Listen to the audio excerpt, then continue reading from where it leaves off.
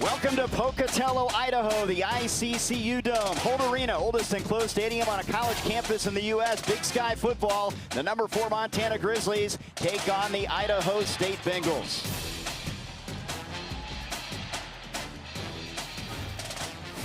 Hi, everybody. I'm Trey Bender alongside Jordan Tripp. Glad you're with us. Montana is clicking. They have a number 4 national ranking. They're 4-0, coming off a top 10 win over Idaho. Different animal, though, their first road game of the season. Well, what we know is Montana's an explosive offense. They show it week in and week out. The question that we have for them is, how is this young group going to play on the road? How are they going to perform outside the friendly confines of Washington Grizzly Stadium, Trey? Montana averages 43 points per game, balance, run, and pass. They're led by the three-headed monster in terms of All-America candidates. You've got, of course, Eli Gilman, who could be the best back in FCS, going for the Peyton Award. He was fantastic against the Vandals. Michael Wortham, who's an all-everything guy, electric in the open field. And, of course, the maturation of Kali'i Ayat. He's been at the controls for this team. No doubt about that. Here's Eli Gilman. We say it every week. He's their bell cow, an All-American candidate, Walter Payton Award candidate. He's got the home run capability. He can score from anywhere on the field. A true NFL prospect in Eli Gilman. Michael Wortham, the electric sensation. He lines up all over the field at quarterback, receiver, running back, outside receiver, inside receiver. The kid can throw, the kid can catch. Look for him to get the ball all over the field. And last but not least, Kali'i Ayat coming into his own as a field general of the Montana offense. He can make all the throws. He's getting better each week, and the most significant thing about him as of late, he makes the play when the game's on the line, and he has protected the ball exceptionally well. Yes, the Grizz are dynamic on offense, no doubt about it. But how about this Bengals offense? Big playability, and they've got a senior in Jordan Cook. He can sling it. He has a big league arm. The question about Jordan Cook is he going to throw the ball away? Is he going to be able to protect the ball? He can make all the throws, and he can push it down the field. And they have a running game. They've got a bowling ball in Dayson Brooks. He averages 7 yards per carry. You better bring your pads when you tackle this kid. You throw him that UNLV tape, he is running through arm tackles. If you do not, he will sit you down. He has great top-end speed. He will run through arm tackles, and he can explode through the hole. He's the second leading rusher in the conference for a reason, Trey. And at least at this juncture, these are the top 2 offenses in the Big Sky right now in terms of yards per game and points per game. Both have been dynamic. Montana more balanced, Idaho State through the air, and we could see some points on the scoreboard. Joining us from Holt Arena on the sidelines for this one is Megan Robinson. Guys, excited to be here with you tonight. Even more excited to be inside for this one. Then you'll learn more with the Stockman Bank weather report. 50 degrees and rainy today here in Pocatello. A beautiful 72 and balmy here inside the ICCU Dome. Perfect football weather inside here tonight. This was the weather report brought to you by Stockman Bank, Montana's brand of banking. While the weather won't be a factor in this one, guys, no Peyton Wing for Montana in the first half will be a factor in this one. The starting linebacker for the Grizzlies is serving a half-game suspension after being charged with targeting in their win over Idaho last week in that win. He was ejected in the final play of the third quarter, guys. It was an interesting situation as no flag was thrown and nothing was said on the broadcast. At the start of the fourth quarter, they made an announcement in the stadium, but not everyone heard it, not even Wing. Montana opted to appeal the decision. The Big Sky released a statement supporting that decision to appeal the call. Unfortunately, the NCAA decided to uphold the decision and will be without Wing for the first half here tonight, but expect to see him out there at the start of the third quarter. Thank you, Megan. That's a loss, obviously, for half, but that is a deep group, that linebacking group. They've been solid all season long. No doubt about that. It changes what you can do as a defense without a player like Peyton Wing, who's as versatile in the blitz and pass coverage game. So we're going to see if Montana is going to be a little bit different, Trey. Recipe for an upset here, what is it? Oh my gosh, you can say that. Well, Idaho State's got to show up. Here you see it right here. Sound protection for all 4 quarters, and they have to win their one-on-one matchups on the perimeter. Montana's going to be in man-to-man a lot. On defense, Montana's in multiple formations. They can't get fooled. They need to limit 10 and 6. Wortham and Gilman all day long. When Gilman is over 100 yards, Montana's undefeated. So the recipe is simple, but can they do it?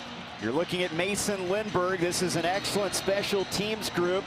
Sinatra, their place kicker, arguably the best in the league. Russo, their punter, good as well. And Lindbergh will kick it away as we get started from Holt Arena. Bengals and the Grizz, and that one finds its way through the end zone for the touchback. Montana, 41 points. They were dynamic in so many ways against Idaho, and they hope to get off a good start here on the road. And it's a different thing when you go on the road. You've been there. You don't have the friendly confines of Grizz. Brings me back to my playing days in 2009. It was the #1 in the nation, and we came down here and they darn near beat us. We won on a last-second field goal. This is a good team in Idaho State. Kaylee Ayat has the tools, becoming a student of the game, a complete quarterback as they start from the 25-yard line. Play fake on first down, gets it in the hands of Brooks Davis, turns the corner. Davis has a first down. Davis to midfield and into Bengals territory to the 48-yard line. Nathan Reynolds on the tackle, 27-yard pickup. That's how you want to start for the Montana offense. And Brooks Davis, Idaho State's in a zone coverage and doesn't get his eyes outside and gets the corner. First down, Montana. Look at our Whitefish Credit Union replay. Great start for Montana right out of the gate. They'll go trips to the bottom of the screen here from the Bengals 47-yard line. Wortham goes in motion. Handoff Gilman, hit in the hole and dropped right at the line of scrimmage. Good defense right there from Idaho State. Ayat obviously getting better and better. Last 2 weeks specifically, Jordan. Kaylee Ayat's done a great job just protecting the football, making plays when it counts. But like I said, protecting the football is the most important things he's done. You see right there, 78% completion percentage. That's what they need from him if they're going to take it the distance this season. Leads the Big Sky in passing efficiency. A loss of a yard on 2nd and 11 now. Ayat to the air. In space, catch made by Stevie Rocker Jr. Breaks a tackle, and he's inside the 40 and close to a first down. Nathan Reynolds on the stop. Today's players to watch brought to you by the Jewelry Design Center. Jordan Deaver and Josh Gale coming out party last week against Idaho. Look for them to be more involved in the offense. Cam Willis and Rylan Leathers, both of these guys are integral parts of this defense. Willis is twitchy and fast. Leathers is a freshman but plays like a grad. The kid is elite at the safety position. Number 5 in the FCS in tackles. 3rd and 2 at the Idaho State 40. They'll go straight ahead. Gilman, and he has enough for the first down as he slams between the tackles and down to the 35-yard line. And that first down brought to you by Tire Rama. Boy, Gilman, not just his speed and his breakaway ability, but he's so tough running the football. He runs with a lot of oomph behind his pads, Trey. You got to bring it when you tackle that kid. Third team preseason All-American. They'll go to the ground and not much available this time. Shut down at the line of scrimmage. Idaho State playing a 4-2-5 defense. This is essentially Weber State's defense. Grant Duff came over there as DC. Bronson Childs came in and made that stop the defensive end. Childs and Lewis were big parts of that play. Look for those big hogs up front to plug up gaps. Lewis is a force to be dealt with at 6'1", 312 on the inside for Idaho State. 2nd and 10 now. Deck and Davis split left. Double tight end alignment to the right. In motion, they'll do an end around, a reverse into the hands of Davis. Davis turns the corner, and he's knocked out of bounds. Good open field tackle at the 29-yard line, short of the first down. But again, getting Davis hands on the ball early, so dynamic. You can see on the perimeter here, Montana does a great job at sealing the edge and allowing Brooks Davis to get around the corner and get positive yardage, getting them into a 3rd and manageable. 3rd down and 4 to be specific at the 29. Dynamic redshirt freshman from Brentwood, California. He's been a big play guy this season. 2nd, 3rd down on this drive for Montana. Wortham in motion. Ayat, Wortham on the sideline, makes the catch, has a first down, and he's near the red zone out at the 21. Gabe Tahir, the sophomore from Kennewick, Washington, bumped him out. And there's Wortham's ability, so versatile in so many ways. Well, that's what Montana's got to do to create explosive plays. Get Wortham on the move early. When he's moving, he's likely to get the ball. You see him in motion, the chances of him getting the ball go up automatically. They're trying to get him on the move. Idaho State likes to play a lot of man-to-man, creating traffic issues. Fantastic job by Brent Pease and the Montana offense on that play. 9-yard pickup. He's number 2 in FCS in all-purpose yardage. Michael Wortham moves the chains there from the 21. Keeper Wortham turns the corner. He's got the end zone. Touchdown, Montana. 21 yards. He's been effective in the Wildcat. Deaver was out there blocking, and they get the touchdown. What a job by the Montana offense. Getting their man, the electric sensation, Michael Wortham, the ball. You see him at quarterback here. He was just at receiver in motion. Now he gives him a little hooty-hoo on the corner, turns the edge, touchdown Montana. Wortham with his second rushing touchdown. He has a couple receiving this year, and the extra point from Morrison is through there. What a start for Montana. They opened up the passing game. Again, that run and pass mix has been effective. Going back to my playing days, as a defense, when you prepare for a balanced attack on offense with so many weapons, it's incredibly hard. Michael Wortham with the little stiff arm and juke to turn the corner. But you know what made that happen? All the receivers getting their blocks and the tight ends and offensive line allowing Montana to capture the edge like they did the play prior when he was in motion. Let's take a look at our Marsh McLennan Agency Fan Zone call to action. We have a new system for our Marsh McLennan Agency Fan Zone this season. Scan the barcode on the bottom left of the screen, follow the instructions, send in your pick. Sponsored by Marsh McLennan Agency. We'll share some of our favorites later in the game. We talked to Brent Pease, the offensive coordinator. It's like having a toy. You just got to use it. That's what Wortham, and he is a nightmare for defense. Yeah, no doubt. He's a complete nightmare. He lines up, like I said, all over the darn field, and the guy is elite when he gets in space, Trey. He's gonna make you miss. Great start for the visitors from Missoula. Morrison's kick, and it's going to be returned and hammered in the open field is Homan and knocked down at the 10-yard line. What a hit by Ian Finch. None other than 37 capping him off. Great first contact by Ian Finch on that play. The Montana special teams captured a lot of momentum there, knocking Idaho State down inside the 15-yard line. All right, here's the captain, Jordan Cook. First-year starter, big playability.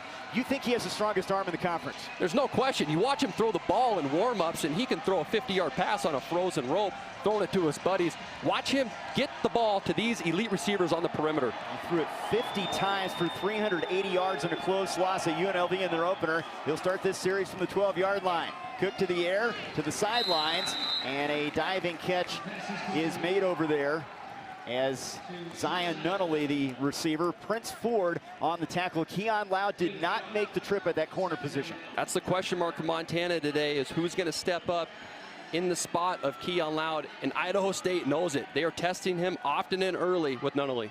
5-yard pickup.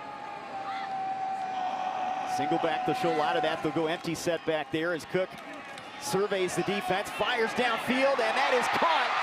Finally knocked out of bounds. TJ Roush on the tackle, and that was hauled in by Damian Morgan, the 5'10" slot receiver. Big playability from Jordan Cook. This kid has an arm, and when he is on, let me tell you what, he is on. He drops this in the bucket and throws a dime over the fingertips of Prince Ford. Had a knee injury early on in the season, not 100% against Northern Colorado. Looks pretty good at the outset here. From the 46, handoff. Carson Sudbury in space. It's actually Brooks in space, and he has a first down to the Montana 33-yard line. This is the guy we talked about in the opening. Diesel Wilkinson on the tackle. He's big, and he goes for 20. Excellent job by the Idaho State offensive line, getting the push and a surge and creating lanes for Brooks to pick his way through and capture the first down, getting the second level of the Montana defense. At the Montana 34, big plays, the story early on for the home team. They'll go trips to the top. Shulikov split right, they throw it left. Ian Duarte the catch, tries to turn the corner, gets positive yardage, and he's out of bounds at the 28. Let's take a look at our players to watch. Brought to you by Jewelry Design Center. Tolbert and Peck, big coming out party last week against Idaho. Shulikov and Harsin. Harsin's going to be a little bit of a change of pace for Cook. Watch Shulikov on the perimeter. 6'6", high jumper, has the school record in the high jump over 7 feet. This kid is an elite athlete, can cause a lot of problems for a defense. 2nd and 5 at the Grizz 29. Impressive opening drive for the Bengals. Looking to throw is Cook for Shulikov, and he overshoots him in the corner. 6'6", you talked about it. What a tough matchup for Lawler, who goes 6 foot at that corner spot. This is what we talked to head coach Cody Hawkins about. They know Montana's going to be in a lot of man-to-man, and they want to take their shots on the perimeter. Montana's in man there, and they elect to go to Shulikov. Look for more 50-50 balls like that to be thrown to Shulikov throughout this football game. 3rd and 5 now. Cody Hawkins, such a fun conversation with him this week. He's so optimistic. He says they're doing things the right way here from the athletic director down. Just trying to put some wins together against one of the top schedules in FCS football this year. On 3rd and 5, blitz coming. Slant pattern. Shulikov's got it, and he has a first down to the Montana 21-yard line. Fantastic job by Jordan Cook identifying that the pressure was coming from the right side and throwing a slant right behind it to his target, Shulikov. Take a look right here. Shulikov breaks in on a slant. Jordan Cook knows it and throws it right behind the pressure in a man-to-man situation. No football offer his senior year, went the track route, and now he's become a star receiver in the Big Sky. Last year, 20 catches. This year, he's over that number already. First down from the 21. They'll run it. This is Sudbury, Carson Sudbury, a redshirt freshman from South Jordan, Utah for short yardage, and he moves it into the AVA Law Group red zone. So you have to be impressed again with this Idaho State offense and the way they're moving it. They are methodically taking the ball in chunks down the field against Montana. A little great note about Shulikov, 200 yards on 5 separate plays. You look at the Idaho State offense in the red zone, very efficient, above 80% scoring. 2nd and 7.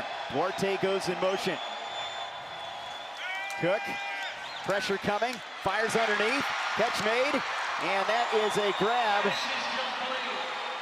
by Nunnally, and he has a first down to the Montana 8. Prince Ford on the tackle. Nunnally, 6'4", 231 pounds. You heard me right. 231 pounds. That is a big target.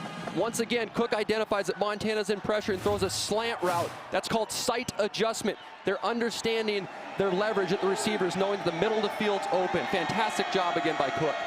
1st and goal. Bengals trying to answer the Montana score. Blitz is coming. They'll run against it. It's Brooks straight ahead. Breaks a tackle. Touchdown, Idaho State.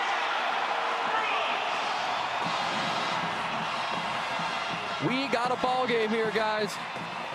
Slugfest. Offensive football going back and forth. Montana decides to bring 6, and Brooks said, no way. I'm going to run right through it for a touchdown. 2nd-year running back. 3rd year, he's a former cornerback. 5'11", 240, and tough breaking tackles in the open field. He's right on Eli Gilman's heels as the 2nd leading rusher in the conference, and you can see why he runs with force behind his pads, and he's got some speed. Trajan behind his pads, and he's got some speed. Trajan Sinatra adds the extra point, and a good start for the home team on offense. Brooks finds the end zone. We're even at 7.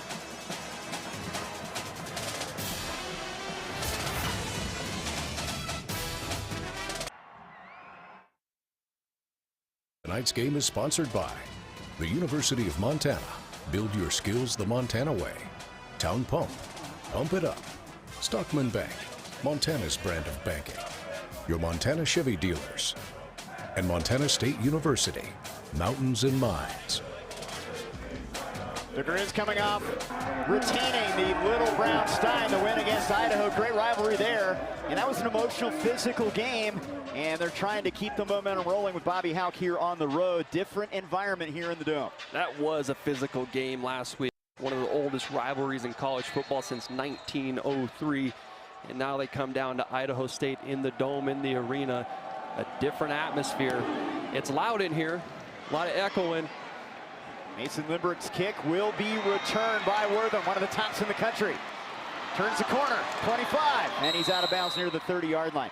A 9-play, 88-yard drive for Idaho State. Jordan Cook was 5 of 6 on that drive, and now Montana a chance to answer, and this could be a wild one. The top 2 offenses in the Big Sky coming in. Well, can Montana stay perfect? Missouri Valley and Big Sky obviously always well represented when you talk about unbeatens. It's hard to be unbeaten, and that's why there's so few left. You look at the top teams today, a lot of them are some shootouts. Montana seems to be in a shootout right now. Let's see how both of these offenses continue to perform down the stretch. Jordan Cook and ISU got started hot. Kali'i Ayat and Montana offense got started hot. Who can play and weather the storm longer? Wortham a 21-yard touchdown run to get the scoring started after the good Wortham return. They'll start from the 30-yard line. Pistol formation with Gilman in the backfield. They throw to the sideline. Jordan Deaver the catch, and he's across the 40 and has a first down. Gabe Tahir on the tackle. Deaver really coming into his own. He has a touchdown catch already this season. He had his coming out party last week, that big home run ball he caught by Kali'i Ayat to really get the Grizz going. Coach Pease is starting to get him more involved week to week, and you can tell that he trusts him by the amount that he's been playing in. Yeah, this guy had no stats last year, played just one game against Morehead State, a key component in the receiving corps. First down. Ayat has a man open. It's Deaver. 30. He's inside the 20, end of the Bengals 18-yard line. Ryman Leathers, the safety on the tackle, 42-yard pickup. Kali'i Ayat saw that Idaho State had a little bit of a coverage issue there out of the gate. They didn't get quite lined up properly, and he capitalized. Idaho State did not cover Deaver up properly. Great job identifying it in Kali'i Ayat. They're going to go tempo now. Wildcat, it's Wortham. Wortham again, trying the left side and out of bounds near the 15-yard line. They wanted to pick up the tempo. You like that, to pick up the pace after a big play? I like it. Catch them on their heels a little bit. Idaho State's not sure what personnel group they're supposed to be in. They had an issue subbing on the sideline, and Montana decides to hustle up to the ball. Cody Hawkins decides to not burn a timeout, and looks like they're lined up properly now. Trey Shorty, the nickel on the tackle, 4-yard pickup from the 15 now. Idaho State's in a 4-down look. Now they have been in a 5-man look a little bit, playing some zone coverage here in the red zone. Corbin Hendricks lined up as a receiver, the sophomore, top of the screen. Play fake. They get it to Wortham. Wortham inside the 10, and he's got a first down. It'll be first and goal inside the 5-yard line. And again, getting the ball into the hands of the All-America candidate, 12-yard pickup. Kali'i Ayat does a great job. You see there's 3 Idaho defenders on the right side of your screen, and there's 3 Montana defenders. They're counting numbers, and that's why they decide to throw it to the perimeter. Empty set this time. Wildcat, Wortham, not much available. They've had a tough time between the tackles running the football. They've done a great job getting to the perimeter. That was Colin Lewis, the former Marine, the sophomore on the stop. Big guy at 317 pounds. How about these AVA red zone numbers the Grizz have cashed in this year? They're number 11 in the entire country. There's a reason that they have 13 of 17 touchdowns, not attempts, touchdowns when they're in the red zone. They are 16 of 17 overall, Trey. 16 of 17 when they get in the red zone to put points on the board. Second and goal from the 5. It's Davis in motion. Ayat looking his way, rolling, still rolling. Now he throws it away. Nothing available. A lot of things clogged up over on that side of the field. It's third down. Fantastic job by the Idaho State defense covering up a roll pass into the boundary. That's the short side of the field on the right side. You see Kali'i roll out, and they want Brooks Davis there, and nothing doing for Montana in their offense. Fantastic job by Idaho State covering it up. First incompletion for Ayat. He's now 6 of 7. Third and goal. Idaho State's in man-to-man. Look for Kali'i on the perimeter here. Ayat has a man open. It's Wortham, and he's got a second touchdown. 2 flags come in after the catch, so hold on. He might get Montana in a little, depends on who you are, rub route or pick route here. Mike Besner, our referee here. That will be an offensive pass interference. Offensive pass interference. Offense number 3. 15-yard penalty. Repeat, third down. They called Brooks Davis on a pick. the number 2 receiver, 1 and 2 from the outside. Look at Brooks Davis run and just get in the way. What the referee is looking for in that situation, Brooks is a young player. He needs to get his eyes back to the quarterback. He didn't get his eyes back. You can't block. It's like a moving screen in basketball. Fantastic job by Idaho State. Tough break for Montana. 3rd and goal now from the 20. Choking it reckless. Ayat steps up in the pocket, fires underneath, incomplete. Had a lot of mustard on that one, intended for Wortham, even if he makes that catch.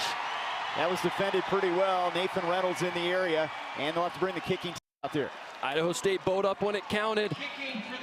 Haley, you put a little bit too much mustard on that thing. You don't see Wortham drop many balls, but there was nothing doing there. They did a great job on defense by covering that thing down and forcing Montana into a field goal attempt. Ty Morrison from 38 yards, 2-time Big Sky Special Teams Player of the Week. Kick is on the way, and the kick is good.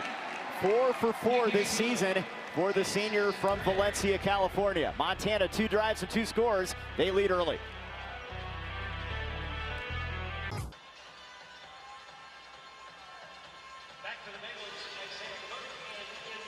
Grizz in front at Idaho State 10-7. Time to check on this week's Williams Plumbing and Heating poll. Visit WilliamsPlumbing.com to register for a chance to win tickets to an upcoming Grizz or Cats game. Today's question, who's the best quarterback in the Big Sky at this point of the season?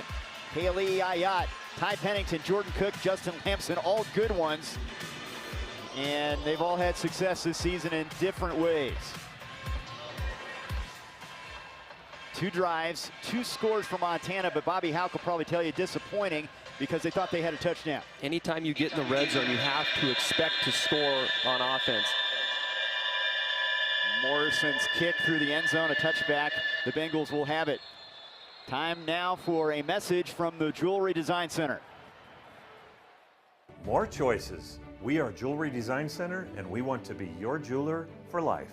Come see us in Missoula, on Brooks, across from the Montana Club. Well, fireworks. They talk about a breaking serve or, like a Djokovic-Federer tennis thing. You feel like if a defense can hold a team to 3 here, that could be a big win as this game goes on. That's a saying on defense, make them kick field goals, you got a chance, and that's what Idaho State did. They gave themselves a chance to have the go-ahead right here with this possession on offense. Jordan Cook off to a great start. Will start this series from the 25-yard line. Fakes to Sudbury, throws over the middle, caught by Shulikov, and he has a first down up to the 41. TJ Roush, Micah Harper on the coverage. He is a problem. 17-yard pickup. Let's check in with Megan. Talking about Michael Shulikov's track career here at Idaho State, and when he was on that team, he was looking to make extra money.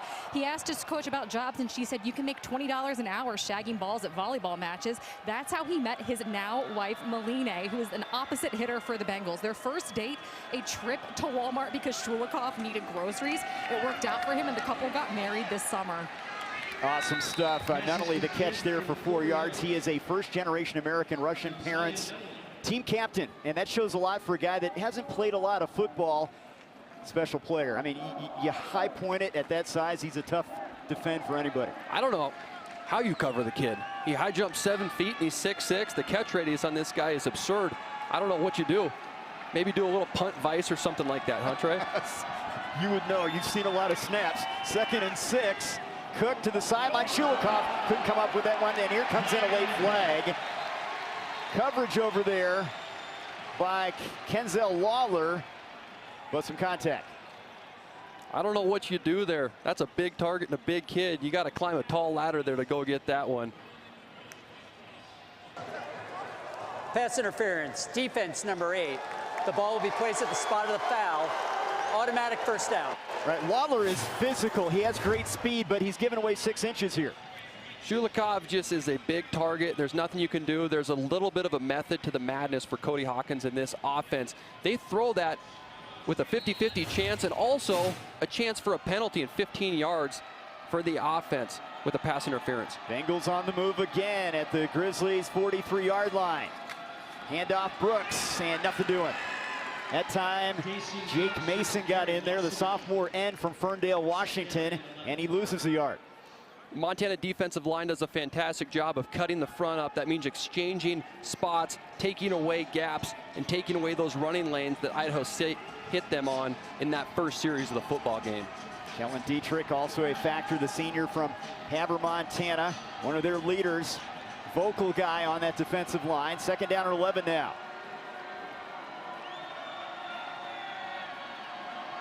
Four receiver look. Blitz is coming. Cook steps away from pressure. Cook throws on the run downfield, and it is incomplete. Looked like he had a man momentarily, as that was intended for Nunnally inside the 20-yard line. Two things on that play. Jordan Cook is going to get an earful from Cody Hawkins. You never throw the ball late and over the middle like that.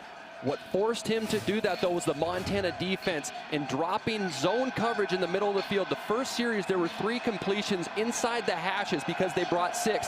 Montana brought 5 there and dropped Tolbert out and took away his first read and made him force that bad throw. 3rd and 11, and this is where Montana wants to be defensively. 3 on the line of scrimmage. They're going to rush 4 with the blitz. Cook steps away from pressure. He can run if he wants, decides to throw it. Shulikov the catch, makes a man miss, and he has a first down to the Montana 30-yard line. There's Cook's ability there in the open field to create some space. 14-yard pickup.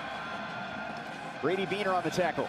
Hey, I don't know if anybody else calls him this, but this kid's a riverboat gambler, man. That cross the body throw, he's going to live and die by it, and not a lot of guys can make that throw. Fantastic job by Jordan Cook moving the chains.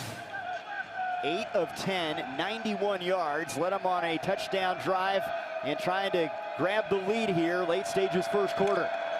Sudbury the carry. Slants it off the left side, and he has a big gainer, close to a first down. Run out of bounds by T.J. Roush. They'll keep you honest with that run game. Sudbury and Brooks, mostly Brooks, but here's a redshirt freshman that's been effective. Idaho State's a pass-first team, but they can run the ball, and the offensive line for Idaho State had a surge on that play, creating a lane for Sudbury. Runs over the chain over there, looks like he's okay. That thing looked a little bent there. They might have to get the backup sticks out. He had a touchdown in the win against Northern Colorado. He's going to get his number called again. Nothing doing this time. Shut down at the line of scrimmage. That was Mata Affa that got in there, and also Jake Mason, a loss of 4.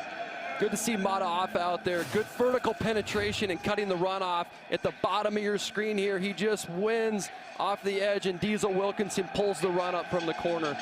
Good responsibility football by the Montana defense. Here's another 3rd down, 3rd and 4. Bobby Houck's defense trying to dig in here. Bengals have converted on their first 2 3rd downs.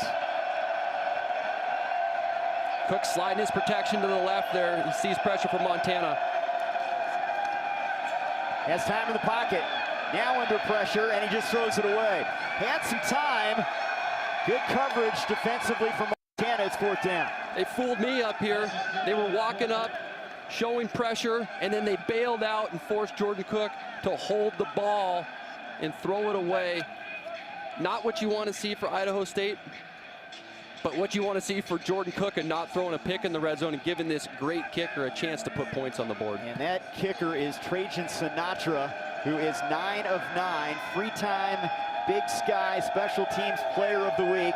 This one from 41 at the hold of the Russo, the punter. The kick is up and through there. 10 of 10 for the sophomore from San Jose. We're tied at 10 in Pocatello.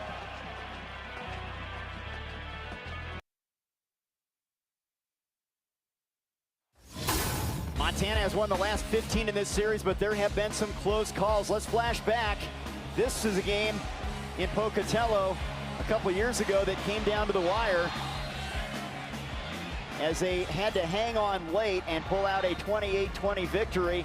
It was not easy sledding. You've had a close shave here that Montana had to pull out in the late stages, so anything can happen, and so far we've got a good one tied at 10 as that kickoff from Lindbergh is through the end zone.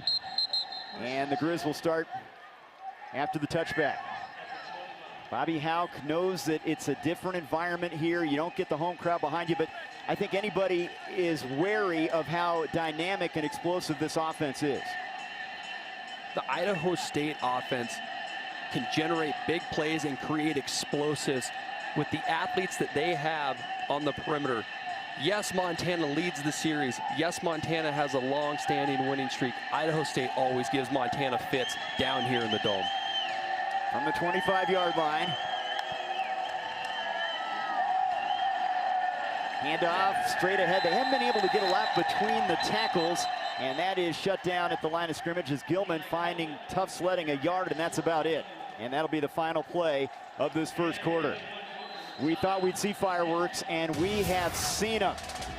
Couple touchdowns, a couple field goals. That's the end of the the first top two quarter. offenses in the Big Sky Conference. This one is not disappointed. Second quarter coming up from Holt Arena.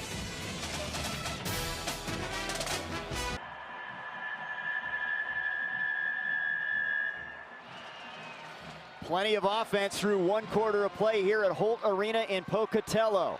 Idaho State and Montana tied at 2. Bobby Houck's team 4-0, first road game. You can see the total yardage numbers. It's been an evenly played game thus far. Ayat to the air and incomplete. Through the hands of Brooks Davis. He took his eyes off of that one. Noah Kaleke, the corner, on coverage. Great job by Kaleke driving on the ball. You don't see Brooks Davis drop too many of those, but he might have heard a couple of footsteps there. Kaleke was in tight coverage. 265 yards of total offense between these two, and showcasing why they're two of the top offenses in the Big Sky Conference thus far. 3rd and 9. Two receivers bunched bottom of the screen, and it'll be Wortham now shifting into motion. Ayat surveying over the middle and incomplete. You want Wortham near the stick. Coverage applied by Ryland Leathers, their leading tackler. It's 4th down. What a unique defense by Grant Duff, the defensive coordinator, walking up in an overload set on the left side, and then they dropped 8 in a man-to-man situation, allowing them to double Montana's athletes in Wortham. Really unique coverage. Typically when you drop 8, it's a zone coverage, Trey. Great look by Grant Duff and the Idaho State defense getting off the field in a critical situation. Ian Duarte to return it, the sophomore from Santa Clara, California. Their leading receiver, also dynamic as a kick and punt returner. Morrison, he'll get the kick away from his 15-yard line, and a beauty. Spirals it up there. Duarte makes a fair catch at the 27-yard line. So the Bengals get a defensive stop here as we start this second quarter. A good one as anticipated. All even at 10.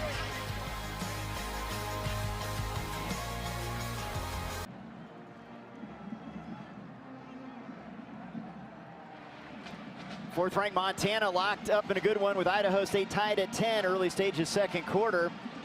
And around the Big Sky, some important games today. How about Montana State getting it done in Flagstaff, 34-10. Justin Lamson, couple touchdowns through the air.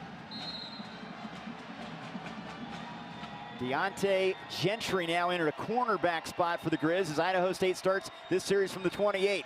Cook to the air, has a man, Shulikov, first down up to the 47. They have not had an answer for number 14. That's a tackle by Prince Ford, but a pickup of 19. He's such a big target. Jordan Cook, it looked like he was going to overthrow him there, right over the fingertips of Clay Oven, dropping in coverage. Young linebacker, just got to get a little bit more depth there to get his hand on the ball. Outstanding throw, layering it in there over the linebackers for Jordan Cook.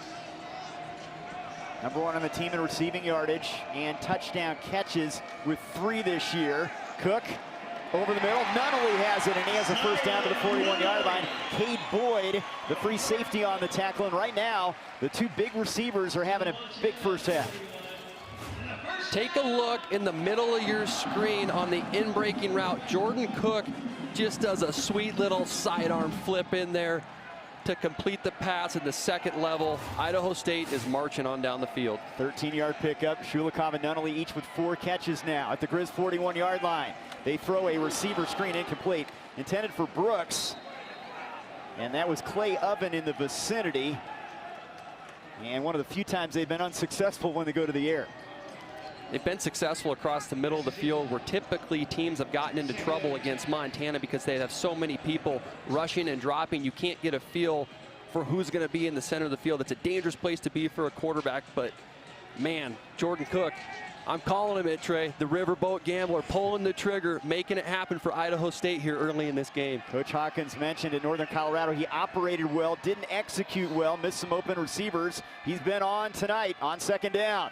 Cook to the sideline, back shoulder throw. Shulikov with a catch in the first down. Prince Ford runs him out of bounds. Johnny on the spot. What an amazing out-of-body catch by Shulikov and throw by Cook.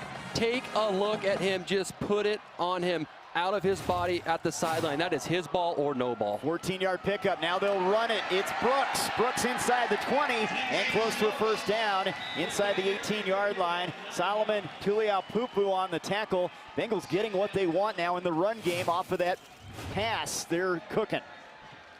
You see why Brooks can be so special in space. He's got that through-the-line burst, positive yardage, second manageable for Idaho State. Second down and 2 at the 18-yard line.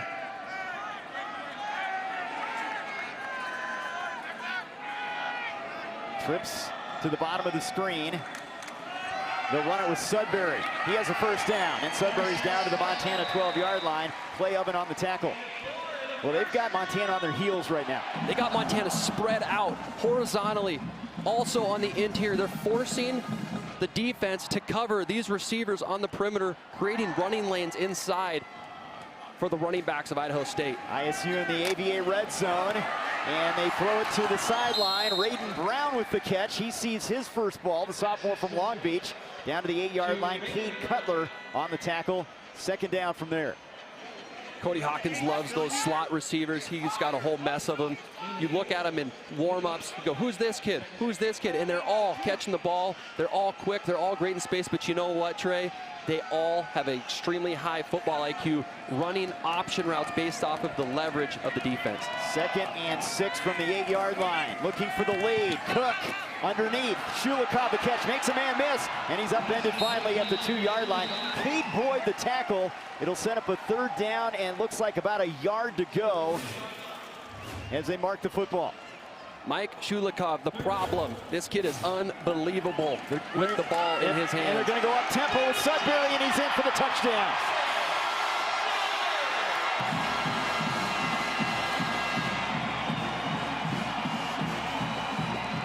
Carson Sudbury, and the Bengals have a 16-10 lead, and you couldn't script it any better right now if you're Idaho State. Idaho State's clicking right now, man.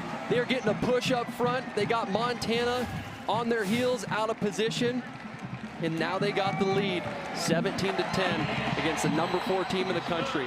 Sinatra tacking on the extra point. How about Jordan Cook? 13 of 17, 6 catches for Shulikov. He's done a little bit of everything with their offense. Take a look at the physicality of Mike Shulikov right here. He says, no way. We have more to come back in Holt Arena right after this.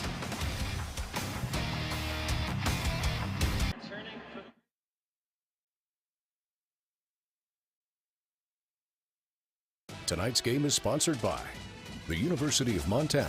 Build your skills the Montana way. Town Pump. Pump it up. Stockman Bank. Montana's brand of banking. Your Montana Chevy dealers. And Montana State University. Mountains and Mines. August 2nd, Bengal Jared Allen inducted into the Pro Football Hall of Fame in Canton, Ohio, becoming just the 2nd Big Sky player honored. Jan Stenerud at Montana State the other. 17-10 Bengals. Mason Lindbergh's kick will be returnable. It's Wortham from the 5-yard line. Wortham spins out of a tackle and he's down at the 26. Well, Jared Allen, the greatest Idaho State Bengal ever. 3-time All-Big Sky, 2-time All-American, Buchanan Award winner, 4th-round pick of the Chiefs, and in the Pro Football Hall of Fame. What a player he was. Whoa, you're out of breath on that. That's a lot of awards there, Trey. What a tremendous player for this university, and just an elite individual. Does so much for the community. He's in Canton, not a lot of those. 2 in the entire conference. What a special player. I remember when he played on the AstroTurf here, that guy had an unbelievable get-off. Bengals trying to lean on that tradition with their coach, Cody Hawkins. Here's a run and a big one for Stevie Rocker across midfield, and he's into Bengals territory. Rocker coming in for Gilman, who has had little success He breaks off a big one. Isaiah Cook on the tackle. Fantastic job by the Montana offensive line, and leading the way, Evan Schaefer with the big-time block down the field, leading the charge for Stevie Rocker. 30-yard pickup, surprising speed for the fifth-year senior from Tucson, and he gives him a boost. Now at the Bengals' 45-yard line. He'll stay in the game in the pistol formation. Deck in motion. Play action this time. Ayat off his back foot downfield, and he wanted Hendricks, and it's incomplete. He broken free from a moment in the vicinity of the 15-yard line. This is the play that Montana won the game on against North Dakota. Brooks Davis was at the bottom of your screen doing a double move. They took that look away and elected to go up top. What a job by the Idaho State defense, understanding what they're getting and locking it down. Ayat completed his first 6. He's missed on his last 5 pass attempts at 2nd and 10 now. Davis, Deaver, Wortham in a bunch to the bottom of the screen as the receivers. Out of the backfield, Rocker. And in trouble, Ayat underneath. What a catch by Evan Schaefer. After the sidearm throw, makes something out of it, down to the 37. That was a Houdini type play there. Falling down, it looked like Pat Mahomes. I know that's a big name, but holy cow, look at him spinning, throwing, and just flicks it on the money to Schaefer and moving the sticks, giving Montana a 3rd and manageable. Just his What 3rd a catch. play. You called, that's Mahomes-ish right there. No doubt about it. Only thing he didn't do was throw it behind his back on that one. And that's what he gives him, that X factor, making plays, ad-libbing in seemingly dire situations. Now it's 3rd down and a couple at the 37. Schaefer split as a tight end. Now he goes in motion. It's Wortham out of the Wildcat. Leaning forward, and I don't think he got there. He's short, just inside the 37-yard line. 4th down coming up. I think that Coach Haug's going to probably elect to go for it here. This is 4-down territory. The Grizz this season 6 of 7 on 4th downs. Here's a look. What penetration by the Idaho State defensive line, creating a negative for the Montana offense. 4th down and short. Trailing by a touchdown, and Ayat changing up at the line of scrimmage. They got man-to-man on the perimeter. Let's see what Montana likes to do here. They'll go option, pitch to Gilman, trying to get to the corner. He's got the 1st down, and he's hammered out of bounds. Good tackle by Cook, but he moves the chains with that physical run. Idaho State's man-to-man on the perimeter. That includes Nathan Reynolds being man-to-man on Eli Gilman out of the backfield. And that was a fantastic call by Coach Haug, trusting his offense to convert in a critical situation on the road at the ICCU Dome. You don't see option often. They played it pretty well there. And that's a matchup game there, Trey. Everybody's going to take Eli Gilman 10 out of 10 on that. Play action. Ayat downfield. He's got a man open. It's Deck. No, he can't come up with it. Here comes a flag in late. A couple flags on the field. One back near the line of scrimmage, and one now down near the goal line. We know the one up top is going to be a pass interference on Idaho State. Not too sure about what the laundry is here at the bottom of the field near the 28-yard line. That's Mike Lindsay right there in coverage, the sophomore from Los Angeles. Potentially could be an illegal formation by Montana. There are 2 fouls on the play, 1 on each team. Ineligible downfield on the offense, number 72. Pass interference on the defense, number 30. Those fouls offset. Repeat 1st down. Kate Klimczak, the center for the Grizz, the guilty party, so they'll play it again. That's a 5-yard rule. You can't be within 5 yards down the field because the defense is in a situation. Take a look right here. Klimczak just climbs downfield. He realizes it. Great call by the officials. Tough break for Montana. Now they break out of the Wildcat. Ayat now under center. Shotgun snap to him. Ayat rolling left. Spots the tight end again. Schaefer. And Schaefer has a 1st down. How about Schaefer on this drive? Couple big catches. Trey Shorty, the nickel, knocked him out of bounds. The challenge of playing defense against this Montana offense is the multiple formations and the amount of people that get the ball. Schaefer getting the ball into the flat on this play here. Physical run, finishing the ball, 2nd and manageable for the Montana offense in a 1 back, 1 tight end set. 9-yard pickup. Schaefer, 6'5", 270, a tough guy to bring down. Goes in motion on this play. They'll hand it off to Rocker, and he's knocked down short of the first down. Zion Tuotuo, the junior from Hawaii, was there and got some help up front. Maka Tuakoi, the senior from Salt Lake, also involved. Trey, this defensive line for Idaho State is eaten up front. They are getting a push on the line of scrimmage against the Montana offensive line. 3rd and 2. Play action for the end zone, and incomplete. He wanted Wortham. Shorty was with him step for step with good coverage, and it's 4th down again. You cannot do it any better right here than number 23, Trey Shorty. That was great eyes, not losing his coverage. Michael Wortham, man-to-man, number 6. That's a productive player. 15 tackles on the year, 1 sack, 1 pass breakup, and just right there locking down one of the best players in FCS football. Not hesitating. Grizz going for it on 4th and 2. Hayat, Wortham's got it, has a first down grab inside the 20, and he's knocked down at the 13-yard line by Gabe Tahir. Rolling the dice again. Really no hesitation from Bobby Houck and company.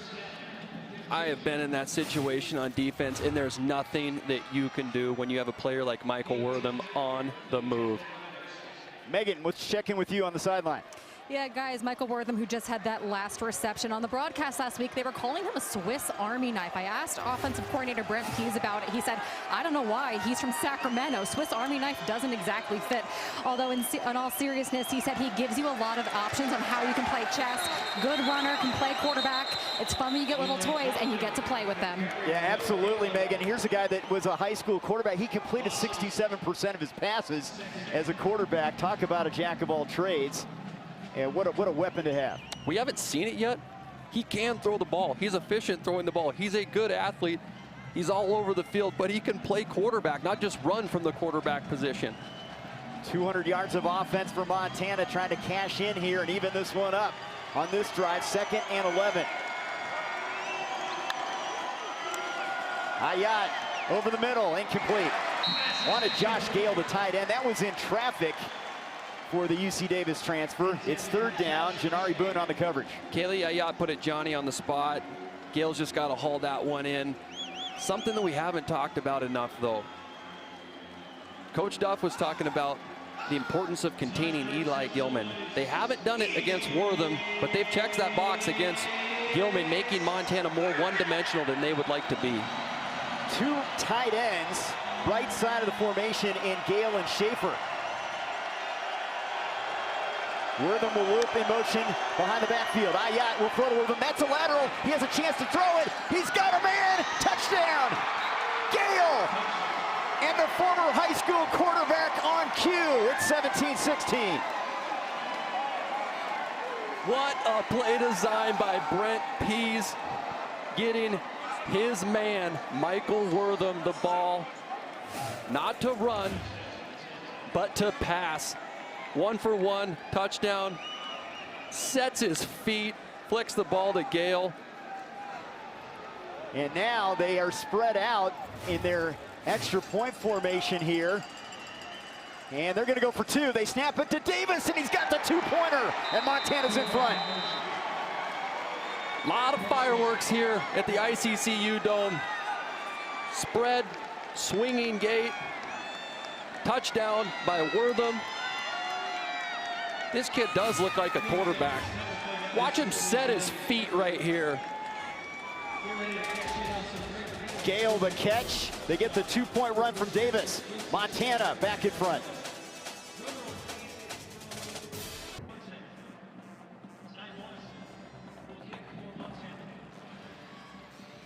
Michael Wortham, 2 touchdown passes last year at Eastern Washington. A touchdown pass here. They get the 2-pointer to take an 18-17 lead. All-purpose yardage, number 1. Kick return, punt return, passing, running, receiving. What can he not do? Number 6, dynamic. Number 1 in the FCS in kick returns. Number 1 in the FCS in all-purpose yards. This guy is a problem waiting to happen for a defense and a defensive coordinator. This kind of guy keeps you up at night with cold sweats. Things you kind of worry about with him getting loose on game day. Morrison to kick it away. And how about that formation on the two-pointer, getting Davis into the end zone for the conversion to take the lead. Thanks for sending your picture into the Marsh McLennan Agency fan zone. Here are a few of our favorites from today. Keep them coming. Of course, Grizz Nation well represented here as they're on the road for the first time. Mama Gilman. Look at that.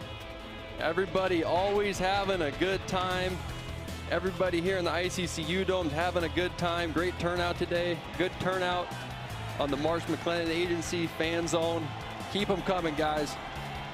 Now the top two offenses in the Big Sky, and this one has not disappointed. Plenty of fireworks, just over 6 minutes to go first half. Cook to the air. And a catch made by Aiden Garcia. And the junior from Queen Creek, Arizona, finally tackled by Diesel Wilkinson. But there's a pickup of 7 yards. I'm just so impressed by how smart these receivers are, understanding the leverage of the Montana defenders and getting open in space and allowing Jordan Cook an open lane for them for them to get him the ball. 2nd and 3 now at the 32-yard line. Tulia Pupu on the blitz. Now here comes Tolbert. Cook delivers downfield, incomplete. Flag is thrown, though. Nunnally lost his footing, but was there contact down there? Not sure what happened. There was some little bit of incidental contact, but I'm not sure if Prince Ford got him. Looks like he might have got beat and decided that a 15-yarder was better than a touchdown. Defense number 6. 15-yard penalty. Automatic first down. That's Prince Ford. Remember, Keon Loud did not make the trip. Their top cover corner. Ford's been in the spotlight here. And this kid knows he's going to get tested. When you come in there, this kid can play ball now. You just got to settle down and settle in. He does get beat right here and understands that, hey, I just need to take him down and live to play another down. Good decision by him. That's the stress that these elite athletes on the corner in the perimeter for Idaho State pose for the Montana defense. First down from the 47 now. Cook under duress. Backside pressure. He's going to run it now. Runs out of bounds after a short gain to the 49-yard line. That was Tulia Pupu, who was after number 1. He is a guy that isn't their top runner. Davis Harson can do that as a backup quarterback, but he has some mobility back there. He can move. He can move enough. I mean, he just got 4 yards right there, put him in a good position. I probably would have ran like that too if I was getting chased by Solomon Tuliaupupu. That's a mean dude that has bad intentions when he wants to get you. He'll motivate you to run. 2nd down and 6. Still a pickup of 4 for Cook.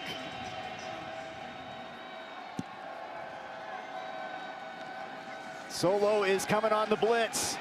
Back heel throw and downfield incomplete. Wanted Nunnally down near the 20-yard line. We thought they'd attack the perimeter. They have done that with Nunnally and Shulikov for the most part. It's hard to cover those guys. Nunnally, 6'4", 231. Shulikov, 6'6", 226. Big targets. Put it anywhere around them, and the likelihood they come down with the ball is high. Nunnally, a former Washington State Cougar, injured early last year for Idaho State, and he has had a big season coming into this one. 3rd down and long. Cook has time. Over the middle.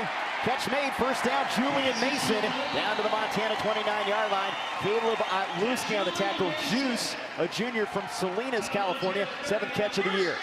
What a fantastic play design, layering the defense with an underneath route and a high route.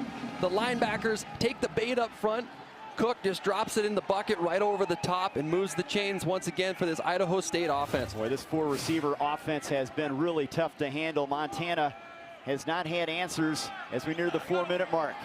Brooks is in at the running back spot next to Cook, who looks to throw it again. Cook, pressure by Otluski, rolls right, buying some time, downfield with it to the end zone. Mason's got it. Touchdown Bengals. They're back in front.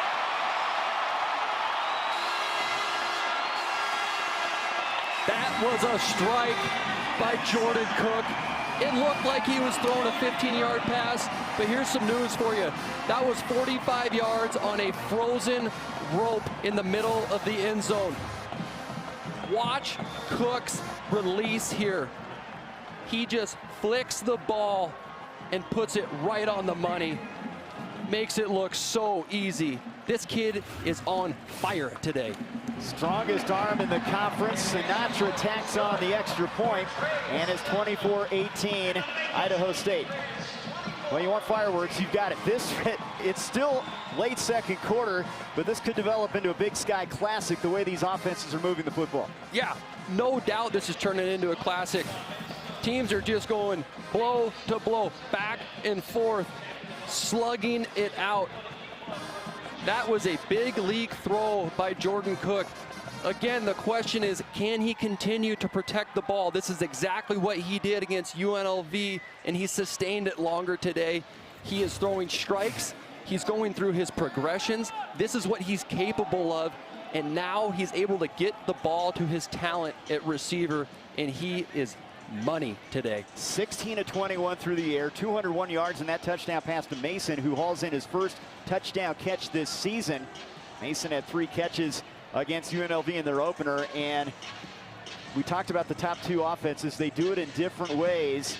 Idaho State's passing offense is dynamic. They gave New Mexico and UNLV fits. I guess in a sense this shouldn't be a surprise. They're giving Montana some trouble here. Well, there's 2 things that give Idaho State the edge. One, you either have or you don't. The arm strength of Jordan Cook. 2, these receivers, time and time again, I'm going to bring it up, are smart football players, and they understand coverages, and they're able to get open, and they have a quarterback that can get them the ball. The question is, can Jordan Cook continue to sustain this accuracy down the field? What a game so far. Now a word from the Montana Boat Center.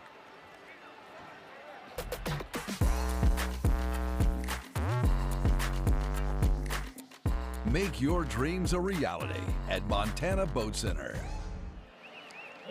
3:57 to go, and now Ayat and company have 3:57 to work with, 3 timeouts, plenty of time, and the way they're moving it, they've got to feel confident with their offense. No doubt, the Montana offense is putting points on the board.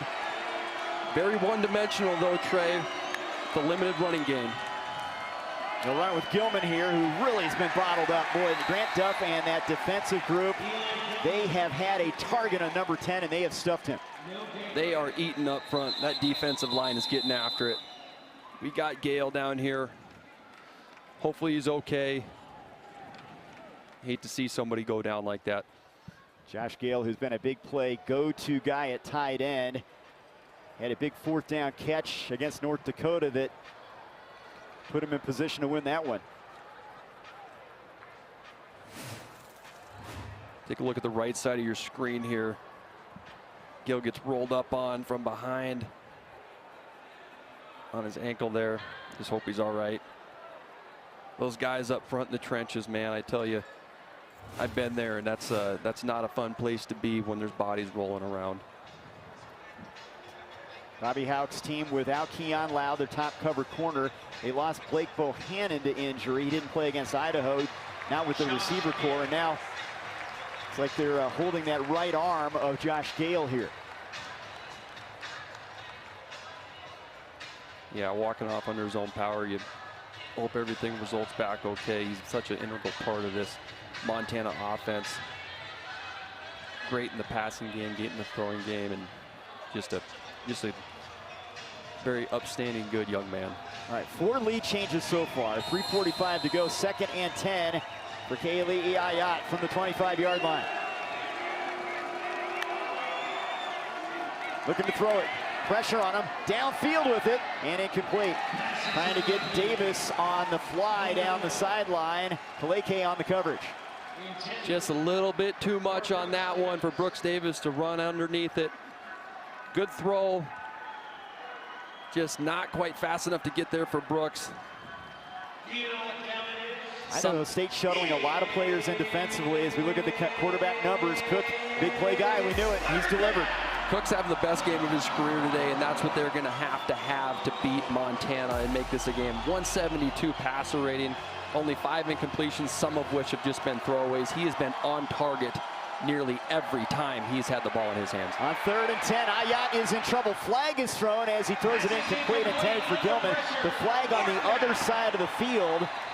Jackson Irwin was giving the quarterback trouble, and he had to get rid of the football. Might get a defensive hold here by Idaho State. Montana might catch a break. Holding, defense number 30. 10-yard penalty, automatic 1st down. Boy, that is a big one. It's on Mike Lindsay, the corner, and that keeps the drive going. That's a big no-no by the Idaho State defense in a situation where you're going to get the ball back with darn good field position and you get a holding penalty. Coach Grant Duff is not happy right now. 11 years as a co-DC at Weber State. He said, we want to play with passion and energy. They've had a tough time stopping Montana, but they have been flying around out there. They set up the screen to Wortham. Wortham across the 40. Wortham has a first down to the 47. It has been the Michael Wortham show today as they move the chains, 12-yard pickup. Leathers on the tackle. Interesting play design. That was the play that they got Eli Gilman on the first down fake, and then they throw it backside over the top to Wortham in space and moving the sticks. Fantastic job on the perimeter by Brooks Davis blocking downfield. 4 catches, 39 yards from Michael Wortham. Under 3 minutes to go now, and that's tipped at the line of scrimmage. That was Colin Lewis, the former Marine, the sophomore from Price, Utah, that got his hand up there. That's a tough young man. Spent 5 months in Kuwait, Trey. Unbelievable. This guy is going off today. I've been watching him in particular on the inside, and he's just eating up double teams all day long and allowing those linebackers, Reynolds and Tuioti, to run free and make plays. 2nd and 10. Setting up the screen, and it's dropped. Davis, the intended receiver, and guess who was there again? That was Lewis, the nose tackle, getting involved in some pass coverage. Result of the play is an incomplete pass, 3rd down. There goes that man again, just creating problems for the Montana offense. Ricky Aliafua, the defensive line coach, recruited him over. He walked on at Snow Junior College originally. 3rd and 10 now.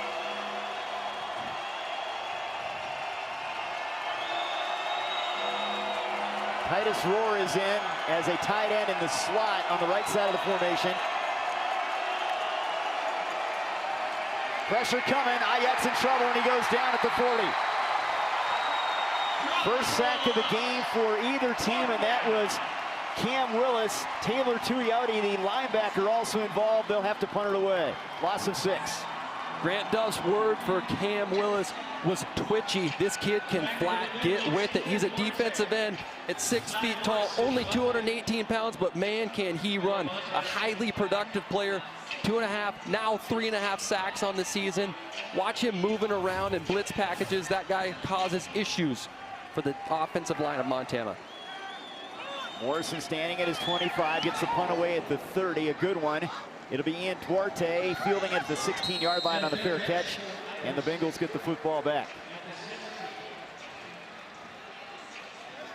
Michael Shulikov. It's the 2-minute timeout. Has been a big story today. The senior from Boise, Idaho, former track high jumper, a tough guy to defend, and really Montana's not had an answer. He's caught the ball all over the field. Typically with a guy like Shulikov, you see him catch the ball on the perimeter. It just shows his versatility, being able to catch the ball in and around the hashes on these slant routes. They trust that he can run the full route tree on a goal route, catching the ball away from his body and blocking his tail off, showing how complete and physical he is at the wideout position. State champion at Idaho in the high jump, 2nd at the Big Sky indoors in the high jump. 2 years of track. He's done with track. He's got a football future, and really showcasing that here at Holt Arena. Bengals have the lead in the football when we come back.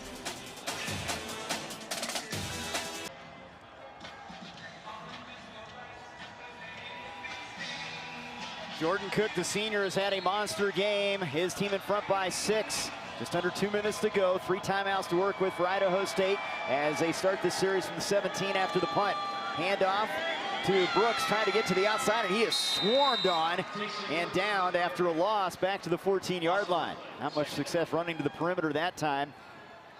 And that was Hunter Peck getting involved, and Mata Afa, who's had a couple tackles in this one. Montana bringing an extra man on the line of scrimmage to set more of a vertical edge in the 3 technique. That's the guy lining up over the guard on offense, getting vertical penetration and forcing that play to bubble, something Montana has not done well early in this game. Each team has their 3 timeouts remaining, so if Montana can get a stop, they've got a chance for points here. They're letting the clock roll right now. Towards 1 minute to go here in the half. Blitz is coming. Cook to Duarte on the edge, and Duarte across the 20, and not, is he out of bounds? Let's see. They will say he's out of bounds at the 22-yard line. Nope, he was inbounds. A timeout is called by Montana, so they have 2 remaining. So a big 3rd down coming up.